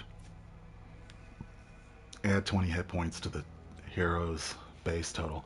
I better get Overwatch, because that'll be good for when people run by. That's just like completely invaluable. Did a Baldur's Gate 3 run where anything that happened, we couldn't save scum. Locked into the accidents. Yeah, that's interesting. I like self-imposed restriction playthroughs like that, you know. I gotta play Baldur's Gate 3 someday. I played like probably about 10 hours of Baldur's Gate 2 back in like 2010 when I finally got to it. You know, I was just in a spot in life where I bought the game again, had a laptop, and I was like, oh, this is awesome, man. I'm really digging it finally. And I'm sure I dig Baldur's Gate 3. I just... Only so much time, only so many things I can play. Yeah, I'm sure it is. But once you settle into it and learn all of it, I'm sure time flies and everything feels fine. I do have one point for each. Nice. Okay, so it's not shared points, thankfully. Okay, sprint and shoot. Active skill, tactical implant, which can give the user increased mobility in short bursts, essentially adding an additional action point at the end of a sprint move. Big Bro, modification allows Mindbot's bulky barrel-shaped body to double up as a mobile, high-cover object. Oh wow, so I can like, if I get this skill, I can hide behind the robot enemy. But this thing's going to take damage in order to... I don't know if I want to play like that. Not yet, anyway. This sounds cool, though. Getting an extra thing. Essentially adding an additional action point at the end of a sprint move. Okay. So if I use the sprint, then it's like I can move again. So I could sprint to a cover point or close to a cover point and then get my third move and then get to the kind of cover I want to get to. Okay, that's what I'm picking. Because that'll let me, when I pick stupid spots, I can get out of there. Alright. See, the skill tree there was relatively simplistic, easy to read. It didn't look like some big, like, star constellation in the sky where it's like hundreds of skills deep, and I'm just like, where am I going? What am I doing? What do I want? I was able to just do one battle and figure it out and go like, oh, that sounds cool, I'll take it. If you modify your teammate to be tanky, it'll make your human and robot joined at the hip. Yeah, for sure. I thought about it, but I don't have much healing stuff yet. Maybe I'll want it, but I can reconfigure. They said I can reconfigure easily, so I'll see how the battles go.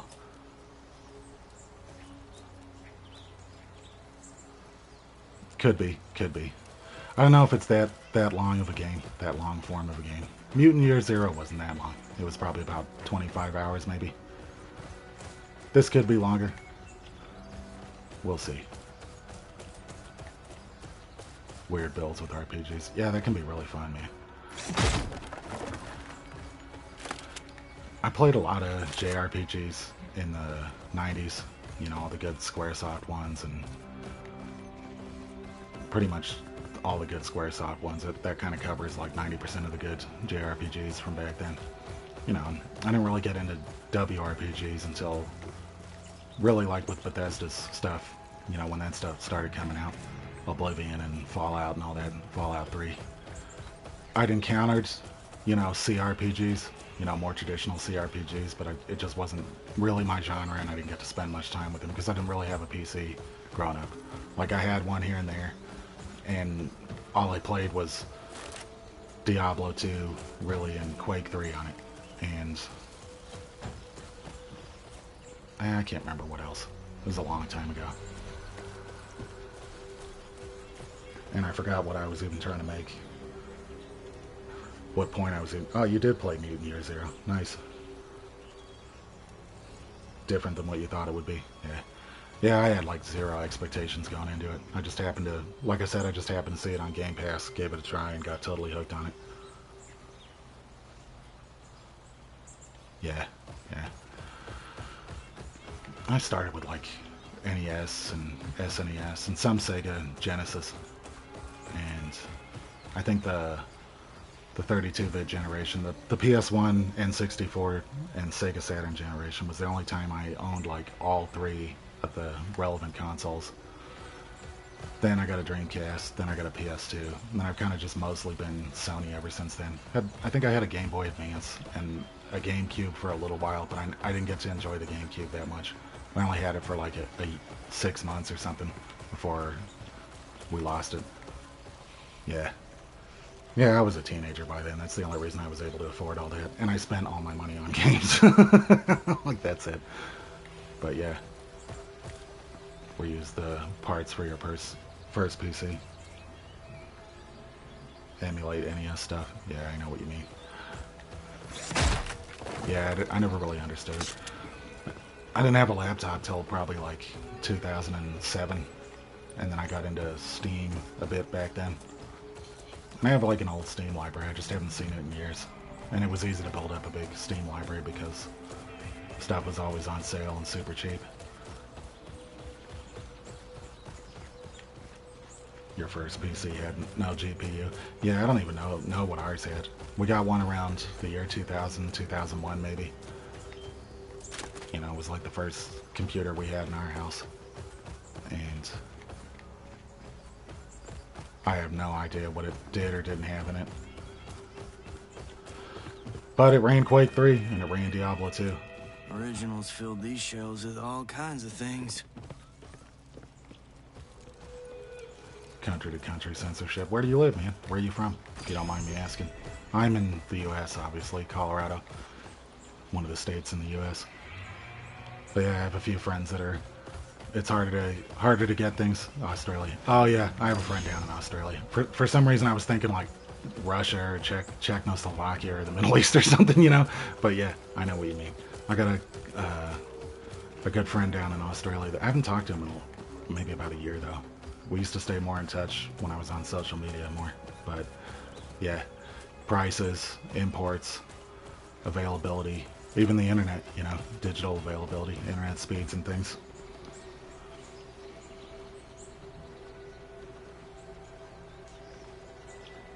Yeah, it's ridiculous. I've ordered some stuff from Australia before. I recently got the Pusher movie trilogy on Blu-ray because it came out in Australia and it never got a Blu-ray release here. And I got it from some Australian retailer that it was exclusive to called Umbrella. And it must have been like 30, 35, 40 bucks or something for shipping. But I didn't mind, because I got for being a first-time customer, and then I found like another additional discount code. I got most of the price of the actual movies paid for, and it was mostly just the shipping and then the leftover price that I had to pay for, which wasn't too bad. But yeah, importing it to Australia is probably even worse, and with the currency rate, it's like double the price on everything. Yeah, region locking is weird, man. It was region free at least. That's why I got it from Australia. I don't even have a region free player. So when I see region free stuff, it's like a go for me. And I just always wanted to see those movies. And I never got to. And I was always waiting for a Blu-ray release. What do you want from me? As a movie collector.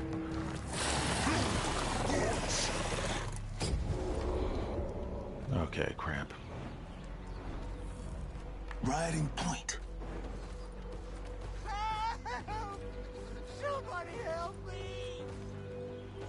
Hi. hide. Okay.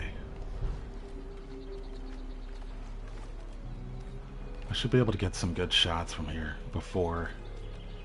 There's somebody up there on the roof, too. And there's somebody in the building back there as well.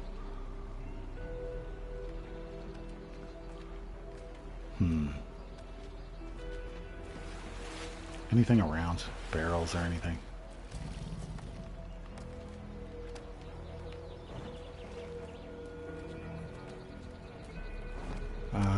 Hide. No, he needs to be further away. I'll put him back here, and then we'll make use of this building here.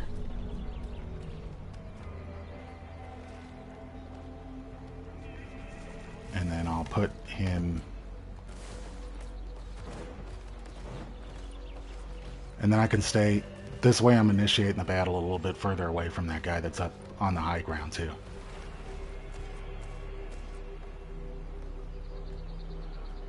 You have no idea why some things don't come out. The only thing I can tell is there's some sort of undisplayed cartel charging. That's exactly what it is, man. It's just like mercantile warlords that run every region in the world. The U.S., like, it used to be more of a state-by-state thing in the U.S. because, like, every city had kind of its own, like, mafia distribution, union workers type thing going on, to where everything had to go by everybody. Now the federal government kind of overwrites everything in the U.S., so now it's just more dealing with just the U.S. as a whole in terms of distribution for things. And other countries, you know, like Europe's, like, broken up. You know, it's not like the United States of Europe or anything, you know.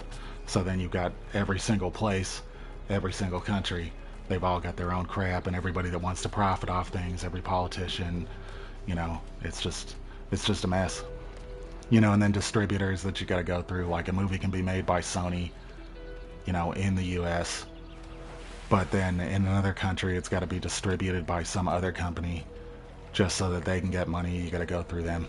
And then sometimes, in some ways, it used to be beneficial because it used to be like an American company or wherever would be like, okay, we don't know anything about this country. We have no offices here. We have no warehouses here. We've got no manufacturing here. Let's just use the local talent, the local business, and have them do it for us and have a good mutually beneficial deal out of it. That kind of stuff happens. But now it's just been kind of grandfathered into the internet era where it doesn't really make a lot of sense anymore, you know? Okay, I'm gonna wait for him to come back. Yeah, middleman, exactly. Murdoch Media and Land Arts. I think I've heard the name Murdoch before. Rupert Murdoch. And landlords. Yeah, landlords, man. Don't even get me started on landlords. Man, come on, come back over here. You know what? I'll do it this way. Rupert Murdoch, yeah. Doesn't he run Sky Media over there? Like, that's their base of operations over here. You hear it's just Fox News, you know, obviously. Wait, what does this do? Overwatch. Okay, I can get it. Bleeding out my eyes.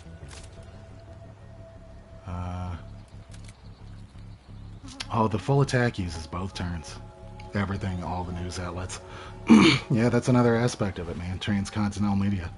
You know, like, who knows what it is now, but I remember when I used to know some of the information, it was just like 3 or 5 media companies that just ran all media in the world. You know, transcontinental media companies. You know, like Warner Brothers, Turner, I forget what all of them was, you know. Can't even remember. I try not to keep up on it as much as I used to, you know, because it's irritating when you get too invested in it. But yeah, that's the world. It's the same nature of it. Middleman. Adios, amigo. You sure? Just, we're all complacent, man. I'm sitting here playing a video game and you're watching me. We're all consumers. Oh crap, he got all the way up to me. Okay, I'm gonna have to, like, I might have picked a bad spot. At least it... Oh crap, he's like boxed in now. Okay, can I move out of here?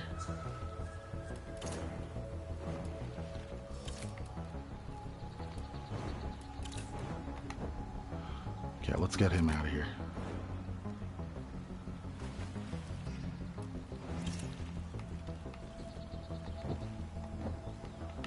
What are you doing here? Okay, nice. That was a point blank shot. That means I can get him out of here. Sprint. Sprint to where?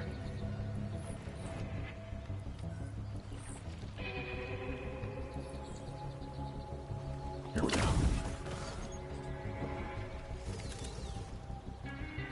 There we go. Too easy. I could have moved. That's right, yeah. I could have moved Elvis away too, so he doesn't get boxed in.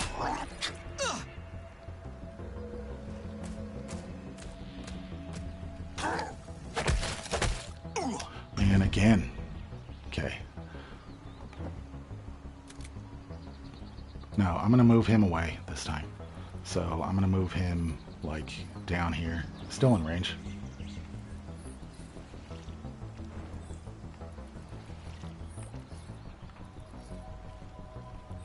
Yeah, here we go. This way I got some cover at least.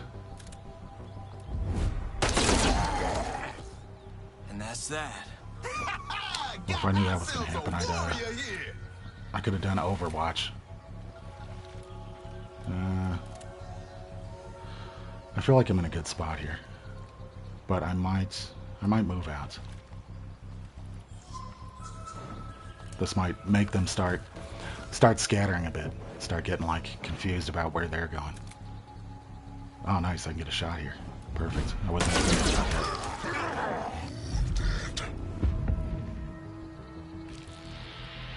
yet. Yeah, but I don't have it active. It's the skill that I unlocked for Elvis. Okay, so I'm going to use...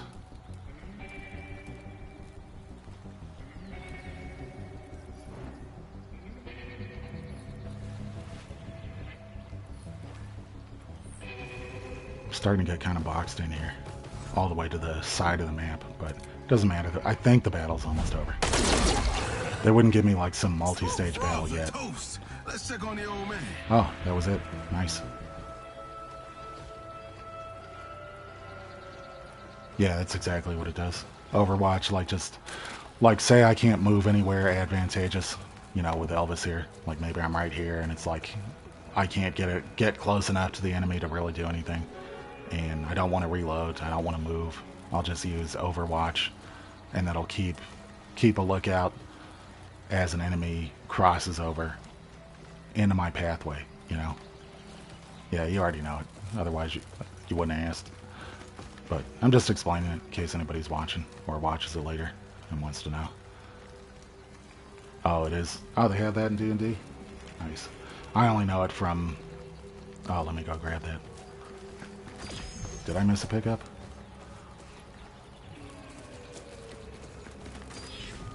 Or did I already pick it up? Oh, there it is. Nice. Nice. Good look. More plastic. Old Rusty. You saved my life. Hey, you're Balmonti's boy, aren't you? Yeah, that's me. You better get back to sedentary. Like that Yeah, safer? it's gotta be money. Your ma used to protect Or just our town. overall general use You know for that? everything. But money's Without more her likely. magic, don't know how we're gonna keep this evil from killing us. As sure as night turns to day, old man, we're gonna find her. Yeah? Then you're gonna need my backpack. I got a frag grenade and medipod inside.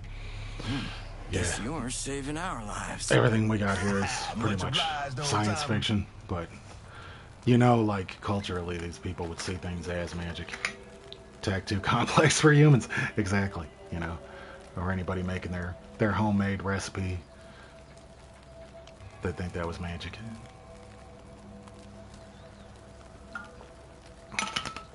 I now have access to the backpack in combat. Nice. Oh, like so the last one where I took about a little over half my HP with the robot, I could have healed up there, but now I can. So now I can use my grenades and my metapods. That's what they're called.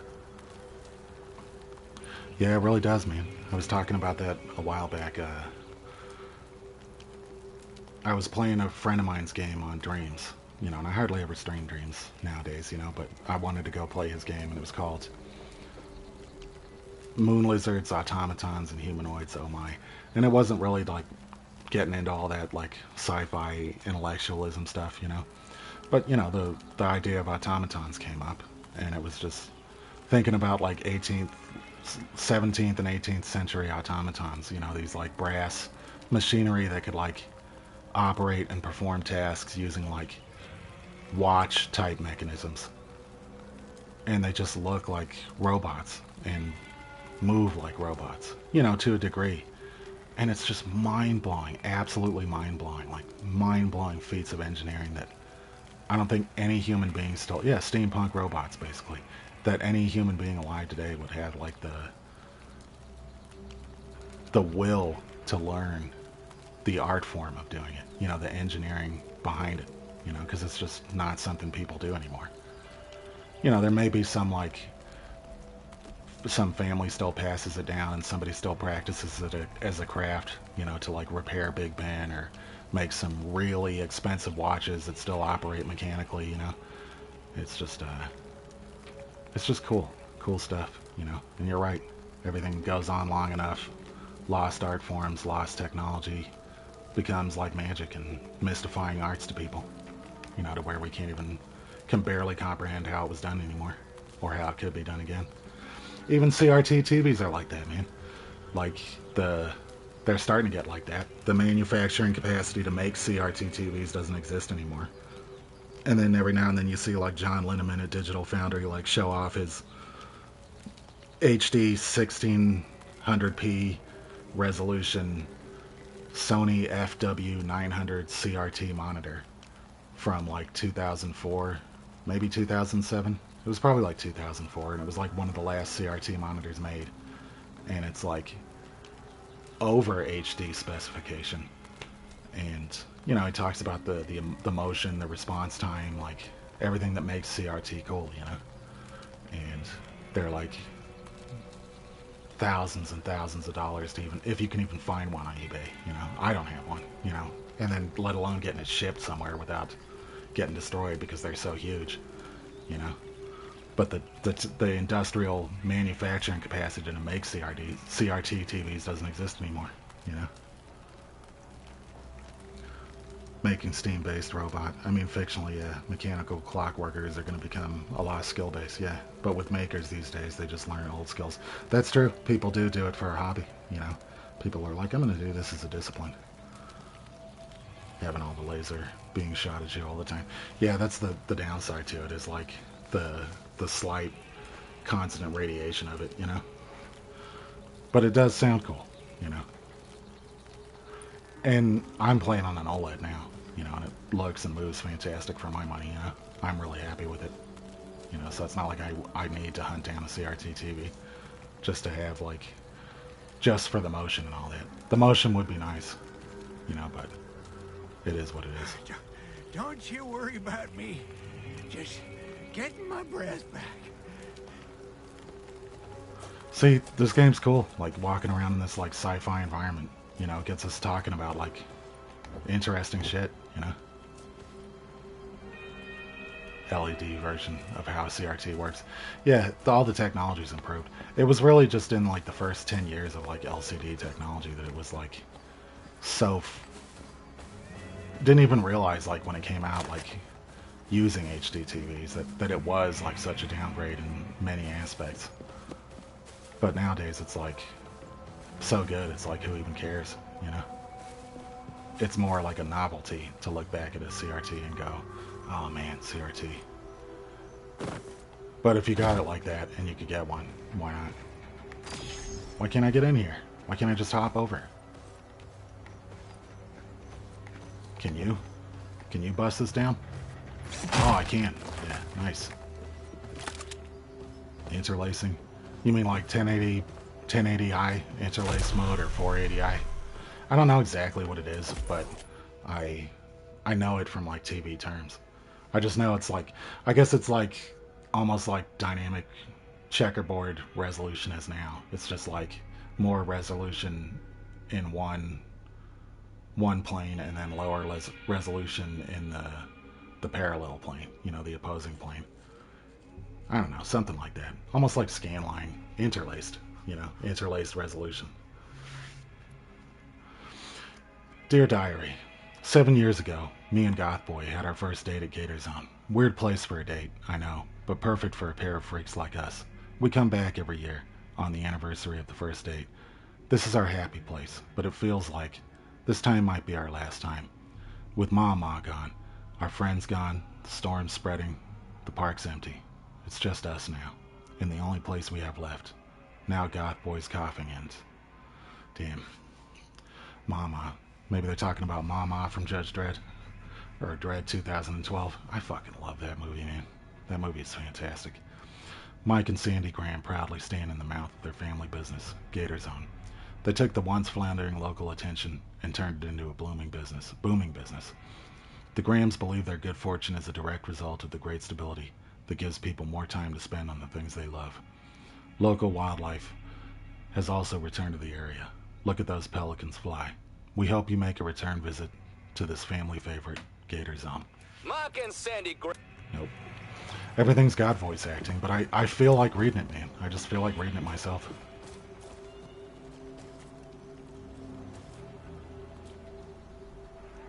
Then the odd likes of an image. So interlace with delay or advance to the next frame per row. Yeah, per row.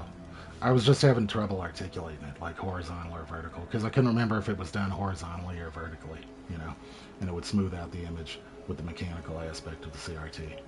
VSync is kind of the same. Oh, okay. Yeah, that makes sense. I got VRR VSync on this TV. It's also got adaptive G-Sync and FreeSync and stuff, but that's for PCs. You know, it only comes in handy for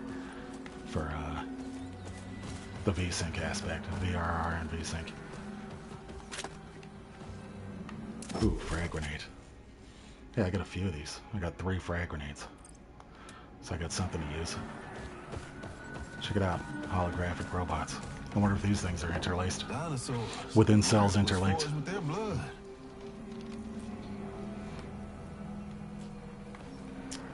I can't turn the camera up to see, but you can see it coming down from above. You know, you can see the laser beams like pointing down specifically. Yeah, I can't see it up there. I wonder if I can get part of a view of it. Nah, it's like way up. It aligns with the roof, so there's something up there in the pointy roof tip. You just can't see it. They're just not rendering what you can't see. Yeah. It doesn't sloppily clip with the architecture though. Like if you come all the way out, like it actually fits the architecture. You know, you can see it's like not clipping into the triangular beams. Alright. See if I got everything around here. Hey, here's a door. New keypad. The new keypad works perfectly. Thanks for getting it installed so fast. We really should get rid of, or at least disable the old pad. It won't be long before a curious visitor works out the sequence. Oh yeah, that is kind of a futuristic car. Whatever they had going before everything fell apart. I like the design on it.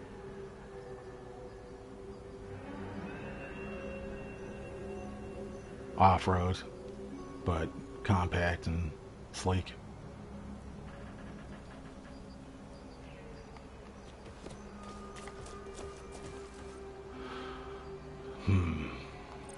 Did I get any information that said anything about this?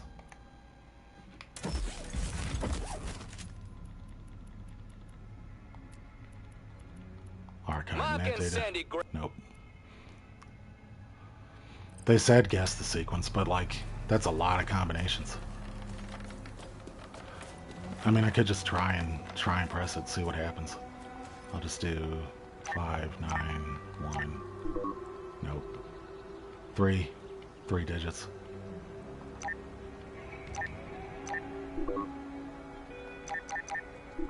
Nah. 1, 2, 3. Wait, 1, 2, 3. Nah.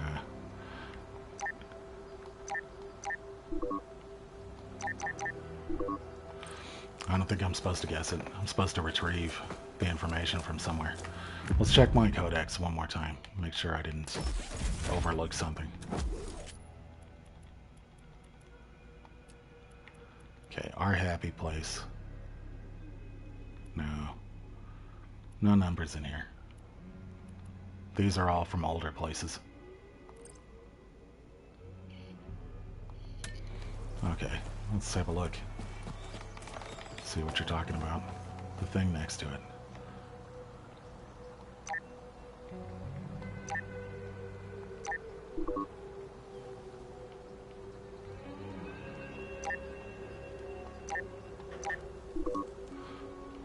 Oh, okay. Let's see. Number. Wait, it's like going through... Okay, 7. No.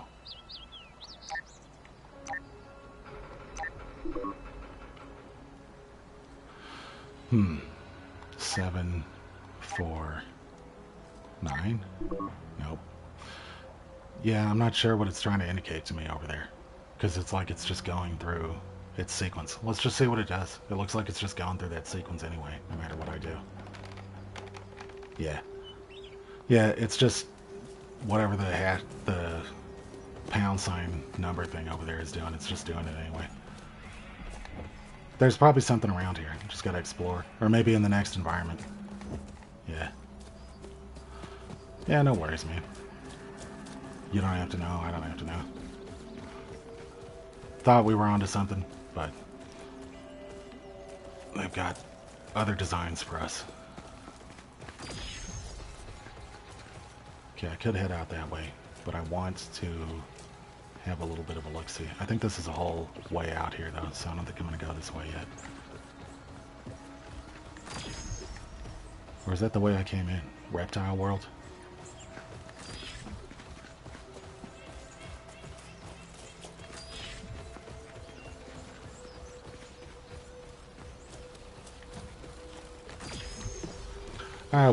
I will want to get back that way. I think I did, but I feel you. Yeah, I think this is the way I came in. Maybe? No, it ain't. No, it is the way I came in, because I remember these restroom stalls here. Okay. Alright, I'm starting to get off track. At least there's a run button. And I discovered it on my own. Like, relatively early on. Oh, does it? Let me see. Oh, yeah, I see it. Yeah, I hate that, man. It sucks. I've got, like, Cat 8 cables, and I think I stream in 720 just to keep it reliable. But the more hyper-detailed the game is, and the more effects and tiny little, like, particle things, it just... the compression and bitrate just loses it. And streaming straight from the PS5, like, there's no control over, like, how high a bitrate you can put in. You know, it just picks its own bitrate.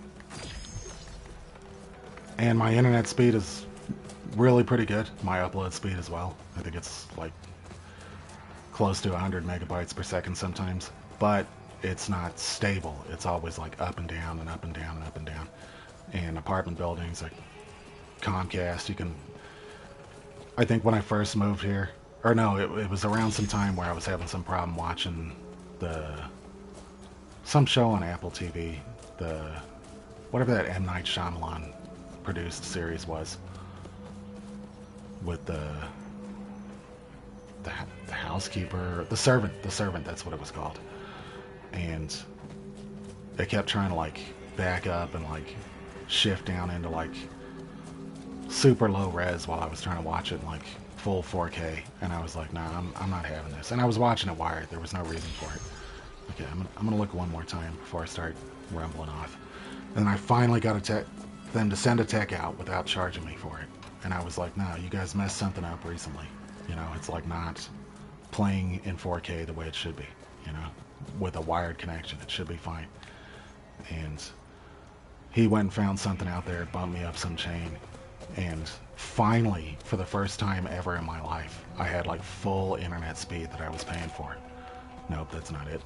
There's a nice cool little guitar there though. Of course, that only lasted like a couple months or something, and I never got around to like bugging him to do anything about it again. Yeah, no worries, man. I was just rambling about the internet and all that. Internet speeds. There's another treasure I missed. It's just plastic. Nah, I don't see any,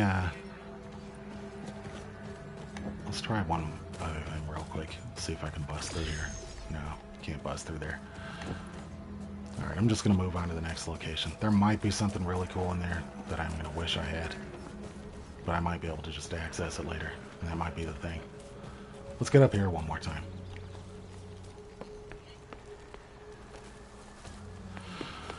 What was the noise?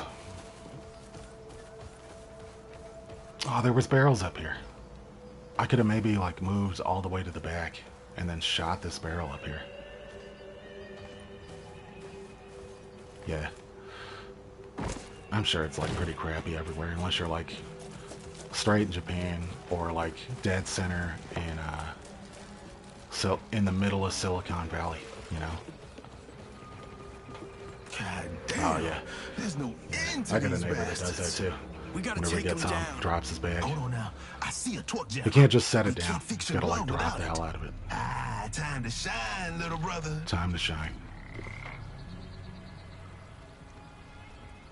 So it's all fiber to the house. Yeah, that's nice.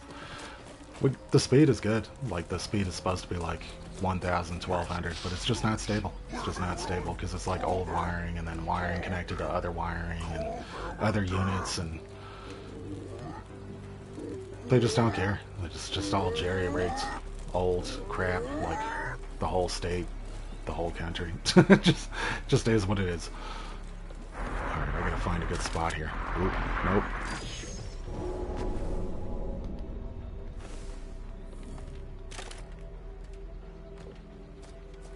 Yeah, the fiber to the node is just half copper. Yeah, exactly. Yeah, that's the thing. Old stuff bottlenecking new stuff. Okay, I'll put you here for now until I figure out where I want you to go.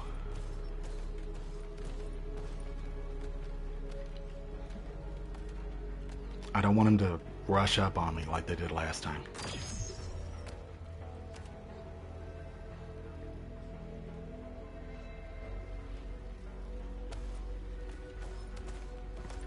But I can get him out of here if I need to.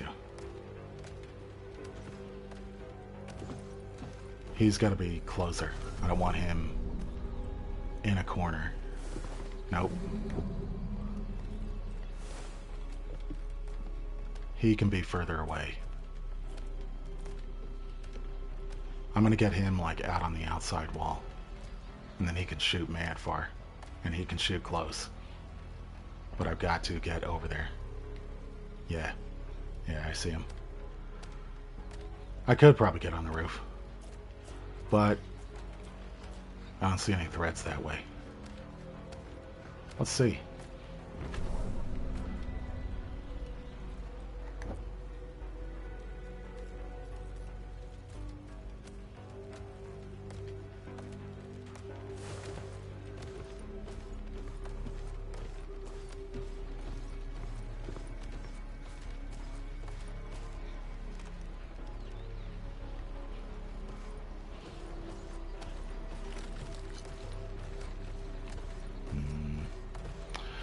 It'll probably be okay for this battle, but in some battles you might not want to do something like this. Because, like, say you get too deep into a building and then, like, backup comes or something. You could get, like, totally marked inside of a building that you should have been doing from the outside. But this one's just one floor up here. Let's see.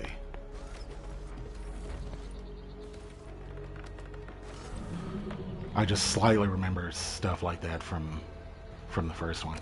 I mean, not the first one, from Mutant Year Zero.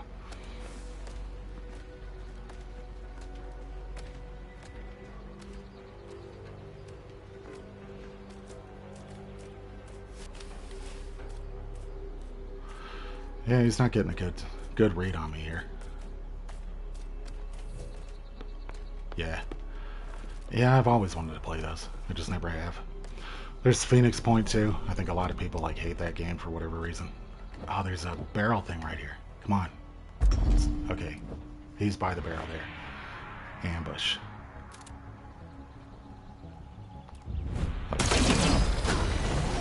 Roasted and toasted.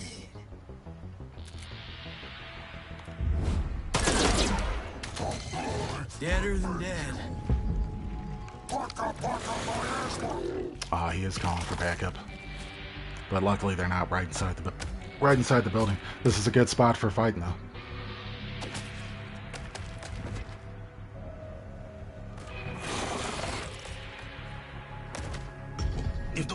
I'm not sure if I know yet if I have some ability.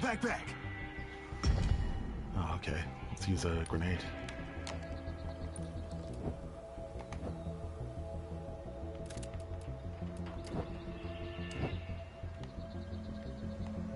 Can't throw here. You know what? I'll move you forward. I want to keep him back because he doesn't need to get close.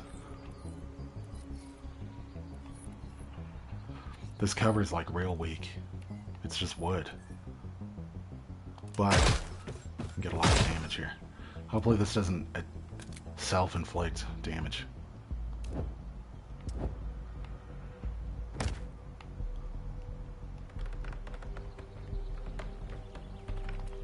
This'll get the party going!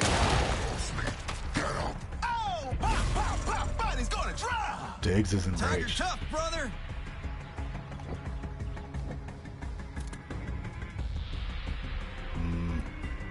Reload.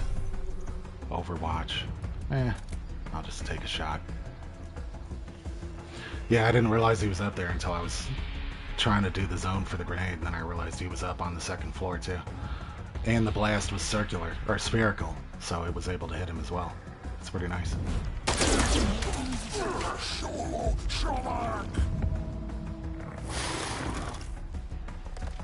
Ah, he's gonna hit me.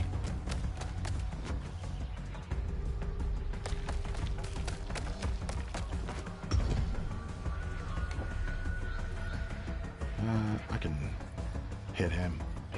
Let's see. Raging shot. I'm not sure why he's enraged. Maybe I should just... Yeah, I think I'll just do it. I'll just do it to him. I'll take him out. Critical kill. Diggs, ladies and gentlemen. I just didn't want to move in case it, like, made him, like, stop raging. You know what I mean?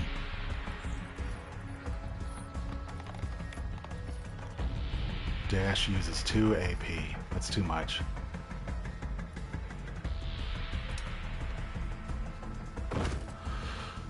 Yeah, I love double XP. Give me double XP weekends. This is the weekend, too. Shit. I would, but I don't have to. Because it's, cool. I don't have to.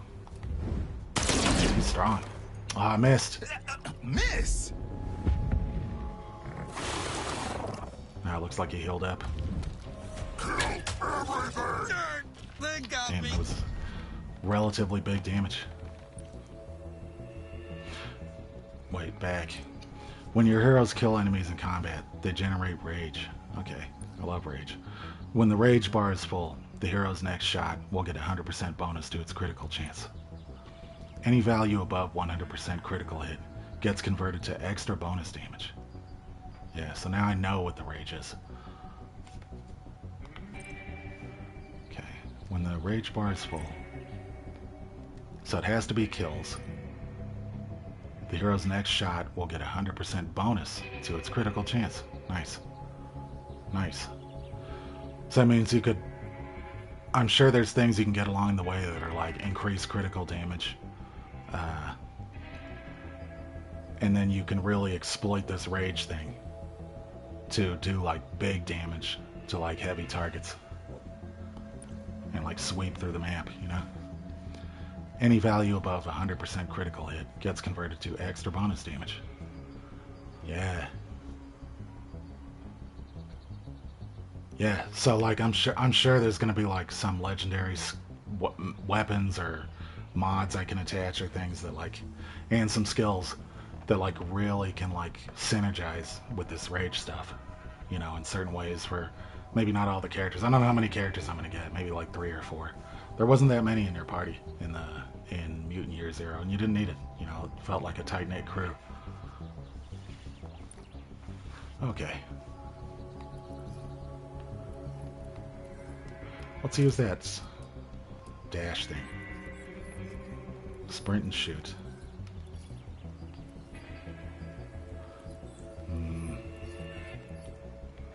No, that's too far out of range.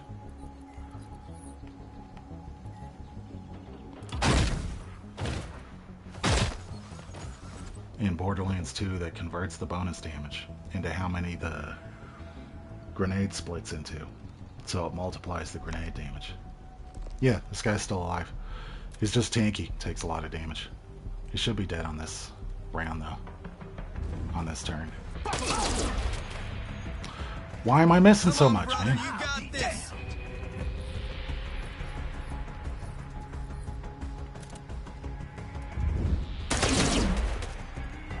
Damn it. Missed him. No, I don't think so. Who's he waving to? Oh, he's calling for backup again.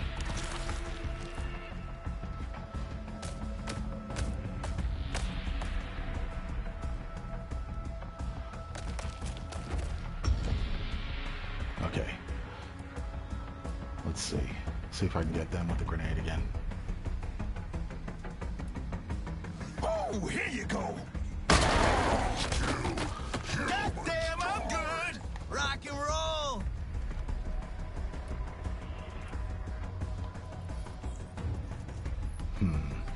You know what? I'm gonna get back up here. Yeah, they're limited consumables, but it was fun to use it, so. And it came in handy. Oh, I'm like out of ammo. I'm out. I gotta reload. Well, I moved to a good spot at least. He's out of ammo too. Give me a sec, I'm reloading.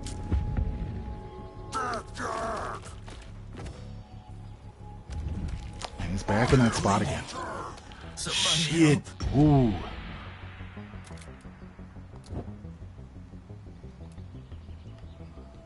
Juiced up and ready to rock. You moron. That was supposed to be for him. I wanted to see if I could throw it to him or something. You know what I mean?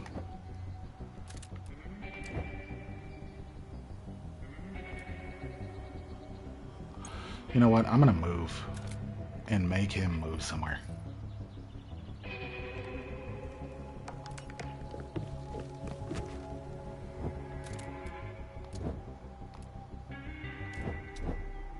I don't want to throw it. I want to use it.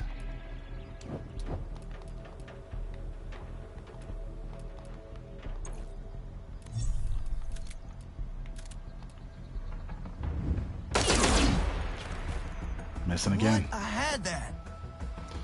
Okay, I'm gonna have to put myself in danger here.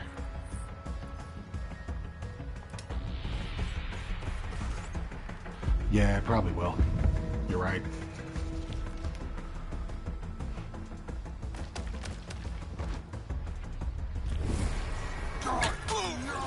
Okay, he's fucked. Alright, let's go. If a hero is injured in combat, they are no longer able to act for the remainder of the encounter unless they are revived. You can throw a Medipod onto an injured hero to revive them. Otherwise, the injured hero will get up after the combat encounter. Now see, how come... I don't quite understand why I was able to just use that one on myself when I was the robot. But then when I went to use one for him, it just said you can't throw that here. Okay, so I gotta get him. You know what? Let's see what kind of range I can get on here. Nope. Yeah, I was trying to, but I wasn't. I just didn't figure it out right away. I will.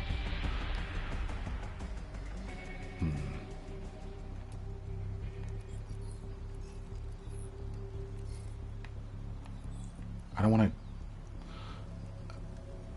Fuck you. I'm just getting, like, straight in your face. If this shit doesn't hit, like... Okay. Shithead. I want the eyes. There you go. You miss. There you go. You miss. Not me. Okay. Got a good flank here. I don't have the sprint and shoot thing. Okay, I'm gonna go right here so I can get a good thing. I want to see what kind of damage it might do. Critical 15%. Nah, not worth the chance. Let's try. I just want to get rid of this guy. Catch this. No break. Nope. I should have just done the attack. Circus Okay, twisted. now I can just blow your brains out. All right. Yeah, barely. You? Shit, I can do this all week. How about we grab this thing and go home, okay? Loot is only visible while exploring in real time. Make sure to search the battlefield after each combat. Yeah, I'm trying to. This is loot in real time. Oh, this thing I've got to grab is what he had. Talk about a holy grail. Damn. Yeah. They'll never, like, box you into anything, like, that you can't get out of. Like, even if I totally depleted all my grenades, all my medipods, like, chances are I can still scrape out of the battle somehow, you know? Unless maybe I've got one save and I got to some battle with 1 HP for everybody, then you might be in a bad situation, you know? Increases weapon. Here's what we were talking about just now. Like, if you really were leveraging that rage thing. Increase crit damage by 20. According to the label, this adds hardened tungsten rounds that will drop a bull elephant in one shot. What the hell is an elephant, by the way? Yeah. I probably should have figured out... I should have taken that opportunity to figure out how to heal. But that guy would have just kept damaging me and rushing me. And I didn't want him to call backup again one more time, you know? He might have been done with backup, but... I didn't want to deal with it. I'm going to get a nice scene here. Alright, I really got to use the bathroom. I'll be back in like a minute or two. Probably two minutes or so. But give me just a sec. I'll be right back. Thanks for hanging out, man. Alright, I'm back. Let me get my headphones on. Take a little sip of my water before I get too committed to anything.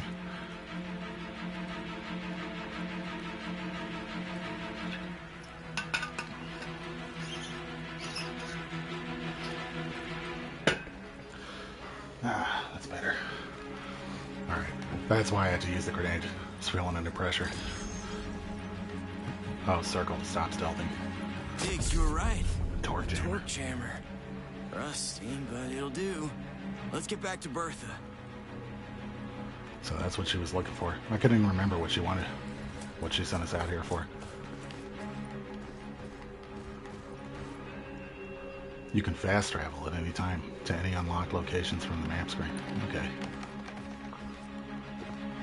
No, let me pick this up first. You must be this tall to ride. Looks like you're sitting this one out, Elvis. Any location. I'll check out the fast travel in a minute. First, I want to look around before I leave a bunch of interesting stuff here. If there is any.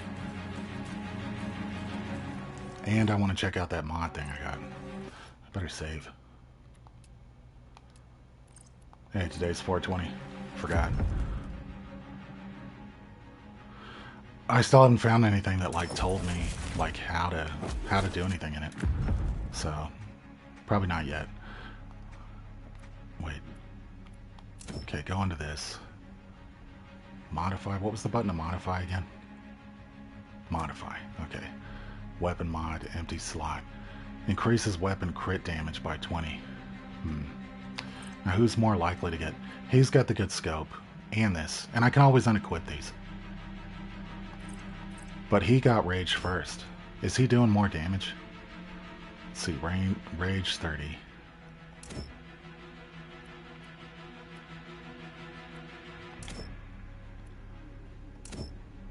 Rage 60. His is just already built up. That's all that is. Okay, armor 0. Move range 14. Throw range. It doesn't say anything about damage, so it's all just the weapon. So we're doing the same damage. It doesn't matter. Okay, so... triangle to modify. And it said I could fast travel anywhere, so I can come back here once I figure it out. And I'm not sure yet. Maybe I'll find something in town. They'll tell me about it. Maybe I should look in here, though. Snake Bite Lounge. There was something right here. Here we go. It's just more plastic. More money. Like bottle caps in Fallout. Man, I need a new Fallout game. I need one desperately. I'm gonna replay Fallout 4 when it gets its update in a few days. And I wouldn't mind replaying Fallout 3 as well. Not the code, how to solve it. Nah, I'll figure it out, man. I appreciate it, though. I appreciate it. Was it a solve thing? Was it something you kind of just have to brute force? Or was it something you can find in the world? I had the originals. I only played, like, Fallout 2 for maybe, like, an hour. I didn't really understand it back then. It was just... I was just out of my league with it. Wasn't familiar with the CRPG genre at the time. But I love Fallout 3, man. Like, I recently saw some post about what the best games of 2008 was, and I think that was definitely my favorite game of 2008. Then Little Big Planet, then Mirror's Edge, MGS4, and Prince of Persia that year. I really like that Prince of Persia game that nobody else likes. The cel-shaded one with like the really cool traversal mechanics. Alright, so let's check out the okay, Gator Zone, Miasma Wall, Sedentary. Sedentary's the town.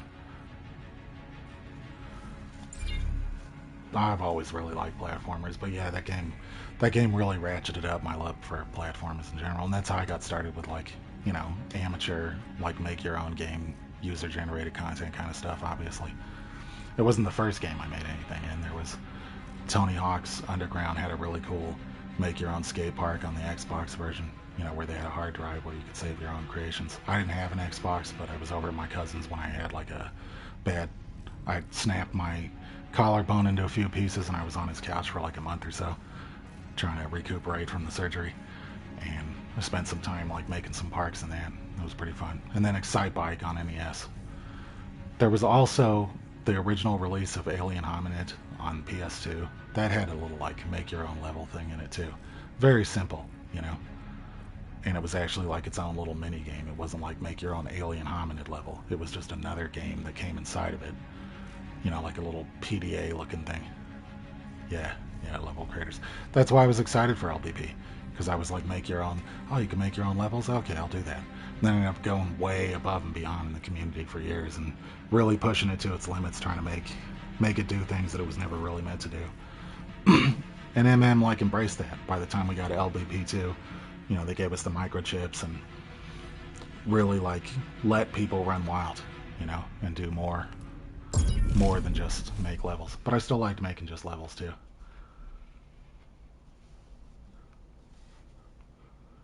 Let me get this notification out of the way. There we go. Yeah, then Dreams. And that's loving LBP is why I was excited for Dreams. Let's get this torch hammer to Bertha. You did good, little bro. Like I always say, he who dares, wins. Thanks, Diggs. Damn, he's starting to glitch out. You're skipping again. Here we go. Yeah, I remember that. That was when they first showed it at that E3 presentation, and it was just John Beach and Alex doing the. I think Spaff was there too, or no, it wasn't. Spaff might have been there in the video, but they were just doing the puppeteering thing, you know. I was like, oh, that looks awesome. Yeah, the dancing one. You best give up and stop torturing yourself. I remember when John Beach got hired, man. Like, I was really active and high profile in the community and highly engaged. And I remember playing his stuff before he got hired, you know. It's just really cool effects that he could make and, you know, physics-based. He was good at like manipulating the physics to where he could make like a bipedal mech that was able to stay upright based on its weight and physics within the engine. You know, it wasn't using logic to do it. You know, and they said that he said that he was able to meet them at their office and show them some stuff that he had on his moon, you know, that wasn't released, and they were just totally blown away by it, and that's why they wanted to hire him, because he was just doing really cool stuff. And that's still what he does mostly, is just very good at effects and interesting engineering type ideas, you know. And Steve Big Guns too. Steve was my boy. I still talk to Steve all the time, man. It was cool days, man. I love the LBP community. I just recently heard yesterday, you know, D-Tolier told me, Tiny Diorama on Dreams told me that the LBP3 servers were finally shut down, and the news is doing the rounds now that even LBP3's servers are gone now. All those community levels now, they're gone. 8 million levels. All your favorite levels, all my favorite levels. Man, there was so much great stuff. I wish I'd like gone back through, and if I'd known they were about to shut it down, I would have gone back through and tried to document my favorite stuff out of the community, you know. Yeah, I think it's gone and it's not coming back up. They have no plans to bring it back. Maybe they do. I don't know whose hands it's in now, because 3 was made by, Sumo, using MM stuff. That was one of the rules for migrating the levels. I know they've got some kind of backup capacity, though, because one-time ramp, I don't know if you remember ramp, but if you started LBP1 in the very early days, for like the first 4 months, there was some like really crappy level on the front page called ramp, and it was just a skateboard with a rocket on it going down a ramp, and you grabbed the skateboard or held the switch or whatever it was and try to make it down the ramp. You know, it was a long little ramp and you go flying off of it. Totally stupid, but it had like 4 million plays, man. 4 million plays because it was so exposed to like the bulk of the people that bought it in the front-loaded sales, you know, when it had its highest player count. And it disappeared at some point late into LBP2 or early into LBP3, but they had somehow been able to find it and restore it and bring it back, you know. Family tech. Now that's what I call a collection day. Got us a taste of some real food this time. But you want to know what really flipped my lid? Those pieces of family tech the collectors dropped on us. I don't know where it comes from, but it is light years ahead of what we could cobble together. Yeah. No, not at all. Well, there's a thing though, like, it's not difficult to replicate it, but to replicate the jank of it and the total lack of effort in it, that can be harder than you think, because when you try to do something that's like janky and low effort, you end up putting like too much effort into it and getting it too right and too clean and too precise, and then you lose like the spirit of it. A friend of mine did that with he tried to make his own version of Heads Up. Heads Up was like a multiplayer game on Dreams where, you know, 4 players, 1 to 4, has to be 2 at least to have the versus thing. 2 to 4 players drop into this like construction crane level type thing. You got a bomb, you got a launch bounce pad, you launch up onto these little grabby things on the ceiling, and then you land on this like swinging construction crane platform thing. And it's like a King of the Hill thing where you would land on the platform and try to hold it and stay on there. And there was a power glove down at the bottom there near the bomb, so you could throw the bomb to try and blow up other players and stop them from getting up there, or try to hit the player off with the bomb. You couldn't bring the bomb to the platform because there was a little power glove disable thing that would take it off of you, you know, and then you drop the bomb trying to get onto the bounce platform to get out there. Or you try to get over to the platform and try to slap the other player off, and the thing would just start getting wild, like just rocking like crazy. The more a player would try to hold the spot, you know. So they'd be having trouble trying to stay on there. Other players would be having trouble trying to get on there. And if you could slap the player off, you get to be King of the Hill and keep building up points while you're holding the position. And then the first to whatever points was the winner. It was like 10,000 points or something. That game was really popular among a lot of us, like really good creators, that just happen to know about it. And my friend C-Dub, who made that Aeon Quest level using some of my technology, not level, he made like a big 19 level series called Aeon Quest with some grant, $40,000 grant. And when he came back to LBP about a year later after finishing Aeon Quest, he wanted to make his own heads up. And the heads up he made was like really good. It had multiple levels, and the levels were like huge and sprawling and really fun.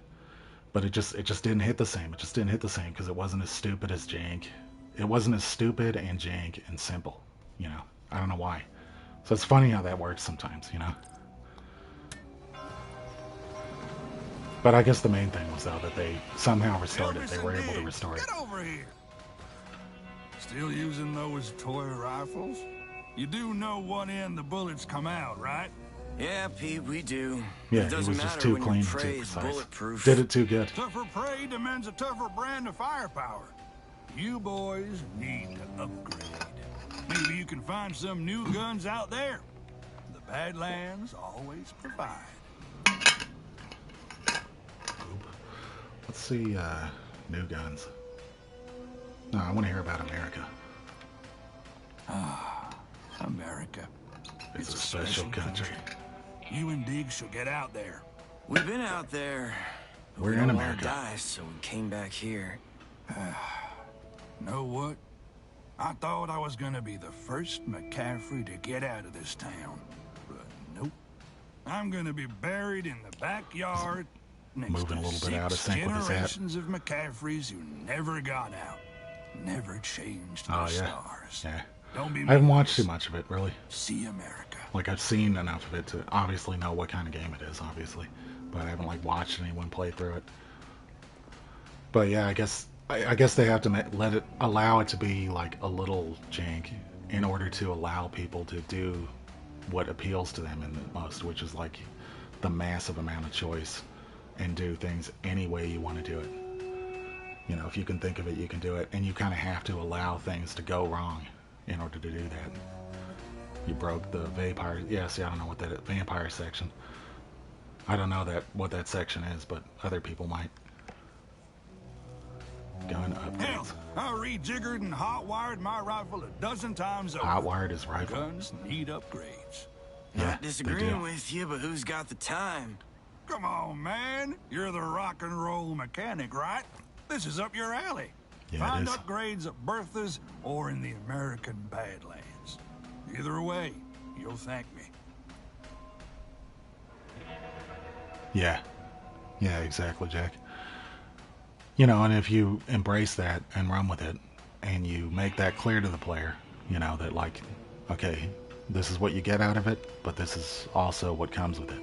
It might not always work out as intended. It might do some unpredictable things. And players tend to actually enjoy that kind of stuff, They perceive it that way instead of perceiving it as just buggy, broken bullshit, you know what I mean?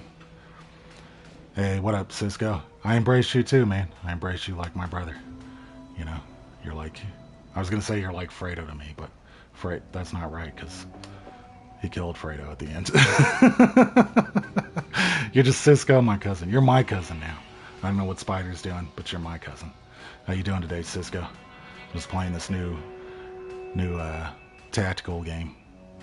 Tactical adventure, storytelling, but tactical like XCOM. It's on PS Plus Extra, and it's made by some developers that made another tactical game I really liked. So I'm like, oh, cool, this is out. I forgot about this game. I forgot this was coming out at all. And I saw it today on PS Plus Extra as one of the new games. And I was like, hell yeah, I'm playing this.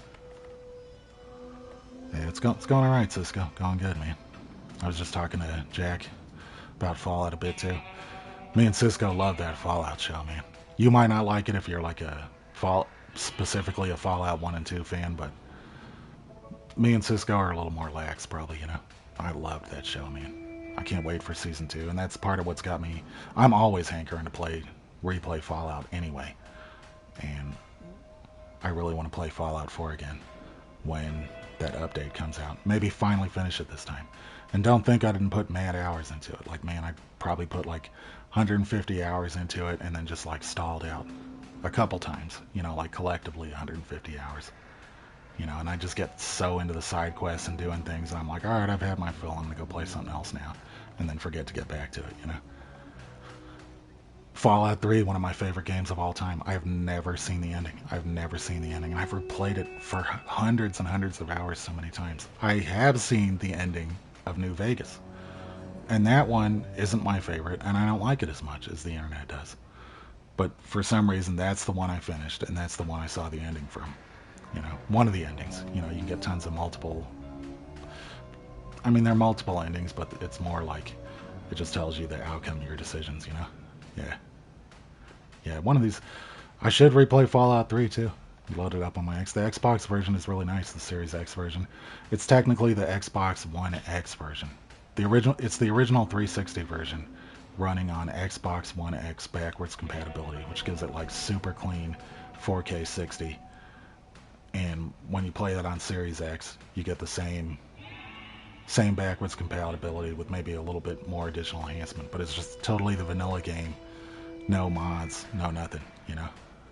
But it's a real nice version of the game. A nice authentic version of the game and just the highest fidelity you can get. Kind of like forward with the building stuff. I got kind of into the building stuff too. The 1X version. Yeah. Yeah, and that carries forward to the Series X version too. Cisco. I think and the only difference is on Series X you can go on the FPS boost and like boost up the FPS manually. It's interesting that the 1X enhancements for backwards compatible games only work on the Series X. They don't work on the Series S because the Series X has enough memory to do what's, you know, the same memory requirements that the 1X has. And then the Series S doesn't have quite that much memory. So you still get backwards compatibility, but you don't get the enhanced backwards compatibility that the Xbox One X had. Only the Series X does that. It's just good to know if you're ever thinking of upgrading. Go for the Series X. Never mod a game until you finish the vanilla. Yeah, that's the way to do it, man. Yeah, I played Fallout 3 on so many platforms. Started with the PS3 one, played the hell of it there. I have it on the 360 now, but I also played it on my laptop that I used to have.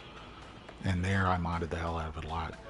And I'd spent so much time modding the game that it was like I'd spend almost equal amounts of time playing the game as I was like researching mods, balancing my load order, getting everything to work right, and figuring out what kind of systems and gameplay changes I wanted and liked, and trying to get everything to work perfectly, and then restarting my save because I would break something, and you know, and then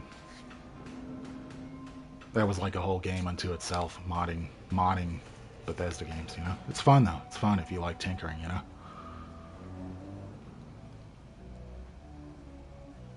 Oh yeah. Yeah. Yeah, I don't know, man. I don't remember what it was like on the original 360 because I didn't have a 360. But I'm telling you, like, it's like pristine on the Series X and the 1X, man. It's a really nice version of it. They did some interesting things with stuff like Final Fantasy 13 as well on the Xbox One X, which I've never played through those either. They're some of the only Final Fantasy games I haven't played. But the first FF13, originally the 360 version of the game came on multiple discs and was lower resolution because it came on DVDs versus PS3's Blu-rays. So it had 720p, maybe 480p cutscenes, you know, the FMV CG cutscenes that Squaresoft games always have. And the PS3 version had full 1080p HD Blu-ray cutscenes. But when they enhanced it for backwards compatibility on the 1X, they actually brought over the 1080p HD cutscenes to match like the cool 4K upscaling and aliasing and texture filtering stuff that they did. So it's like the definitive version of the game, even though it was considered the inferior version back in the day. Nothing fighting, I had to traverse multiple times. Yeah, the series definitely changed over the years, man. I'm an FF6 and FF12 guy myself, you know. But I love most of the series, you know, but it's changed so many times. It's like a new game every single entry. It's like a new game, new systems. new style and tone. It's like I can understand how every entry like loses people, you know. Sloppy, dropping their tech all Yeah, over. FF9 was a nice throwback to like Leaving behind choice weapons too. the earlier No FFs. thanks. I'll stick to the weapons I know. Okay, I know you're tough with What your you up to killer today, robot Cisco? and all, but get yourself Yeah, a it was family good tech. gun. It was like peak Plastic FF or maglev peak beamers, PS1. ooh, baby, the whole nine. You know, like towards the tail end of the PS1, it was they were like maximizing the technology of that system. Yeah. Yeah, you mean X, right? Because X was definitely like a little bit more sci-fi, you know, a little bit futuristic sci-fi. No, it was PS1. PS1 for sure. It was just, I think the PS2 was out by the time Final Fantasy IX came out. What do you say As about you new know, guns? gangsters are running America. They're called Indeed they First are. Family. Gangsters are running Powerful America, man. a-holes, rich beyond It's one big dreams. cartel. Not even one big cartel. It's one big cartel and a lot of cartels. Dropping their tech all over the Badlands. They don't tell you that. Leaving behind choice weapons too. No thanks. The working man I'll is a stick to the sucker. That's the way weapons they I say it, know. you know. Okay, I know you're tough with your killer robot and all. Unfortunate, but that's the Get way it is. yourself a family gun. Plastic Family gun. casing, maglev beamers. Ooh, baby, But you can still get by. You can still get by as an honest man. As long as things don't go too wrong for you, you can still get by. Yep, middleman bullcrap. Remember to follow safe regulations and mine protocol. Yeah, that's what we were talking about. It all keeps coming full circle, man. Commencing repairs to That's why I like retrieve these our kind of games, excavator. you know, because they kind of just What happened dig in into like Shaft D still feels stuff, wrong. you know, not like super thought-provoking, but just stuff that gets you talking about interesting stuff, you know. Yeah, maybe, man. That's when you start getting nihilistic, you know. You start being like, you feel hopeless and powerless to change the world or make things better or hope that it'll be like good someday or fix anything, and then you're just like, man, just burn it all down, man. Let the sun explode, wipe everything out. Let the planet get so toxic that they all just wipe themselves out. But a lot of good people would die in that situation too. It's easy to feel like that, man. I remember seeing on Vsauce one time, that science channel, that there's like a limit energy wise, like in terms of equations and like how much energy could be produced and expended. There's a limit to how far humanity could go in the galaxy, even if they invented like space travel technology and all that. There's just a finite limit that they just can't go any further than that, no matter what. That rule may be broken someday, you know, someday in the far distant future. That may not hold true. There may be workarounds that we can't conceive of yet. But, you know, you can kind of look at that like, okay, there's only so much we can ruin. You know, we do have our limits. Even if we get off this planet and do go out into space to ruin other things, we do have a limit, and we can only go so far. So you can take solace in that Here's kind that of thing. torque jammer, Bertha. The Pale Blue Just like Top we by promised. Carl Sagan is always a good thing to think of. Took you a while. We're just Thought a somebody killed you boys. piece of dust floating in space. We don't kill easily. Deal's a deal. Here's a power core. Don't blow yourself up now. Yeah, might be able to do straight up dimensional travel. But how do you determine the coordinates if you don't know where you're going? I guess you just have to take a risk. Don't blow yourself up now. Exactly. You're talking about breaking into atoms Say, and quantum where'd you get that technology. glove? The Hadron My mama Collider gave it type to stuff me. where they could tear a hole Wanna in sell it? reality. Not Don't blow in 100 yourself up now. lifetimes. Thanks, Bertha. Thanks, Bertha. Thank you right back. Store's open to you boys So I got my anytime. power core. Now I can maybe try to get back in. Plus we can buy and sell stuff again. Let's tell the mayor. Alright, nice. I don't know which direction it's going to start sending me. That core working? Like a dream. Let's get back to the mayor. Received and power core. Little typo there. Power cores grant different gameplay bonuses for you to mix and match. You can edit your power cores from the party screen. Maybe I should make sure it's equipped. I keep pressing start instead of the touchpad. Miasma powers. Power cores. Here we go. After a class action lawsuit, Octogene Agilitizer adds 1 tile when moving, 2 when sprinting. Maybe I should equip... No, the power core is for me, right? Let me see. No, he can equip a power core too. And he's got the sprint ability, right? How do I check his skill deck? Oh, I've got little upgrades thing. Sprint and shoot.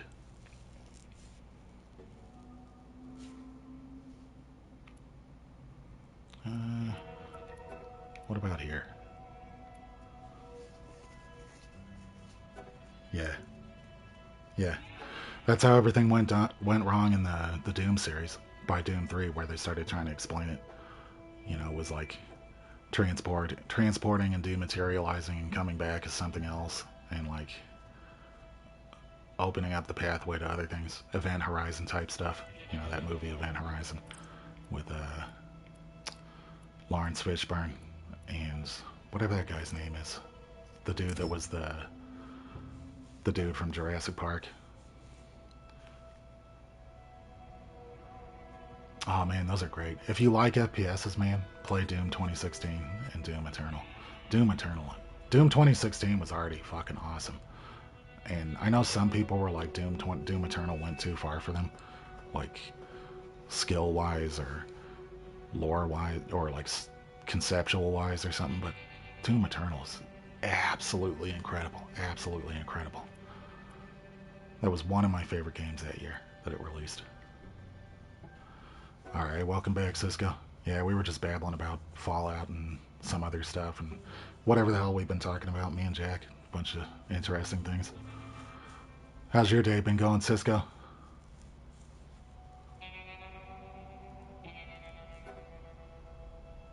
Unreal Tournament. I played on Unreal Tournament like maybe 5 times. I had it, but I preferred Quake 3. I'm talking about like original Unreal Tournament, you know. So, I never played like Unreal Tournament 3 or anything like that.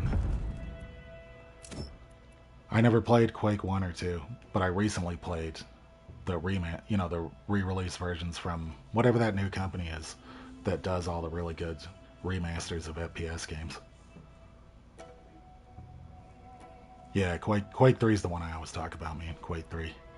Alright, I'm going to equip this thing to him because he's got the sprinting ability.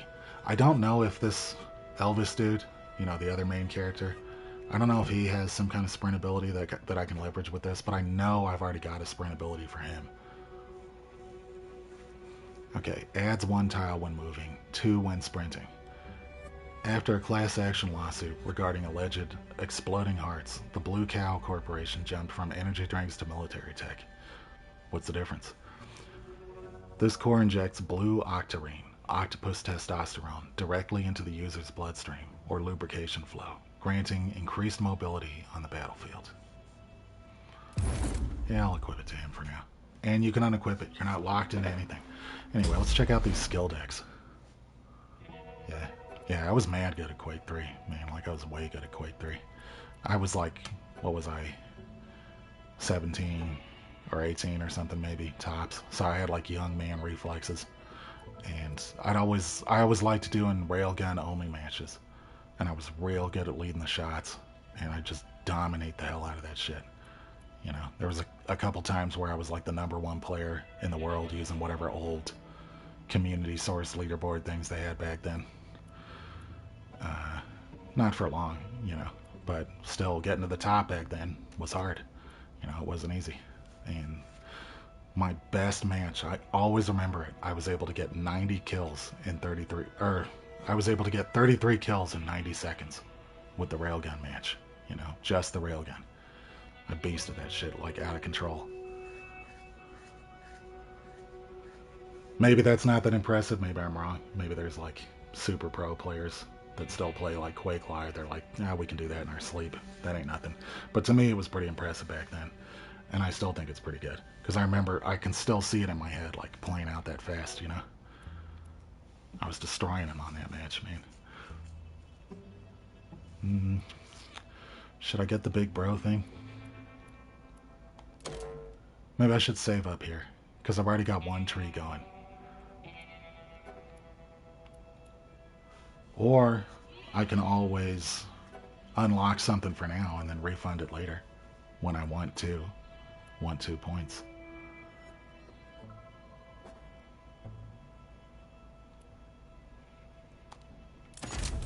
Yeah, that's what I'll do. Skill deck. Okay, what do you got going on here? Armor Eater Shot. That would have been handy on that last match where that guy was like tanking shots like crazy. Cooldown. Yeah, I'll get that.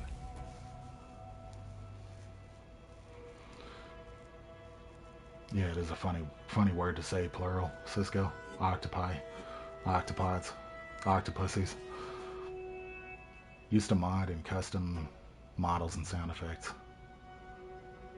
It might have been from Mutant Year Zero. I don't remember, Jack. I don't remember the specifics of it. Ran it at lunchtime in high school. Everyone started calling it Jack Quake from the ridiculously... Oh, that's cool. Yeah, I like doing that a bit too. You know, like trying to find cool like modes that people made and like tons of awesome custom maps too. And I wanted to try and run a server, but I didn't quite understand how. You know, like I would make it and then not know how to be the server like I thought I was on, and then you'd have to like download maps, so if you didn't have them, like when it was queuing up. There was a cool thing you could do too, like because it had released on the Dreamcast at the time too, and there were 2 maps that were exclusive to the Dreamcast version, but you were able to get those maps into the PC version using some like specific firmware thing, some trick, whatever it was, some way to do it. And I just remember thinking that was kind of cool because it was like, you know, new PC world for me. I was like, wow, you can do stuff like that. Secret maps, you know. Collection day's coming. Hate these First Family bastards. First Family. To survive, the town had to make a deal with the devil. Well, these devils are squeezing the town dry. Wish I could do something about it. I feel you, man. Okay, where do you want me to go? Don't I need to talk to the mayor? Or did I already talk to him? Nah, here he is. Man, I've been getting so sidetracked. Every little thing I'm like deliberating on, and then just having good conversation too. You know, it's great. And but I'm not totally losing track of the game. That's a nice change of pace. Yeah, a bit, Cisco. It does have some kind of a little bit of a Fallout vibe to it. You know, the post-apocalypse. It actually takes place in like a post-apocalyptic Kentucky. You know, America. The whole thing's America, but it's localized in Kentucky, so everyone's got kind of like a nice southern accent. And being isometric, it's, you know, like Jack is saying, it's definitely evocative of like the original Fallouts as well. Got that glove working, boy? It's working, Mayor. Not a second too soon. Gator Zone's crawling with monsters. Why the hell were you in Gator Zone? This brainless bot drag you? Brains is all you got, Jarhead. You know, there's not much going on like role-playing wise, if at all. It's file in your mama's data drive. Storytelling, characters, and the main focus is really the combat and the exploration.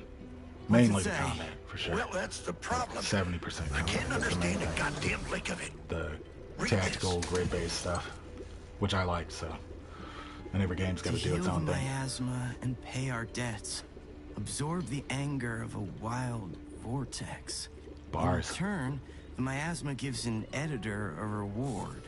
Power for your glove. And balance restored. Balance restored. Some kind of riddle. You know what she means? Heal the Miasma. Editor? I don't get it. Me neither. What's a vortex? Damn it. Trying to figure out miasma's like punching a tornado. Tornado? Everyone's got asthma, man. Hold on. What the hell? Near the wall, we saw some angry miasma. Yeah, swirling around. Like a vortex. The glove was pulling me I to would play it that like game, Jack, for sure. I wanted to grab it. Give me a reason to rhyme, you know? You should go investigate. For reason to rhyme. The key to everything. Is treason a crime? Frogs are out there too. In this season of mine, dangerous. Want to see I believe I can find looking at him, old man? Elvis, a reason to climb, Let's go. a reason to shine. Yeah, cool. We got And you can this, see Mayor. me in the sky, Godspeed. and I'll be keep digging through these files for more flying clues. high.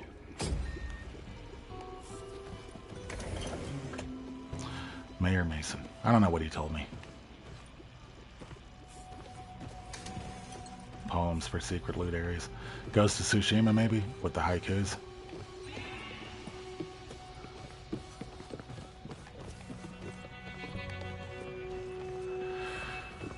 It might not be Ghost of Tsushima, but I did like that in Ghost of Tsushima, where you got to like go to a spot and meditate and like construct a haiku.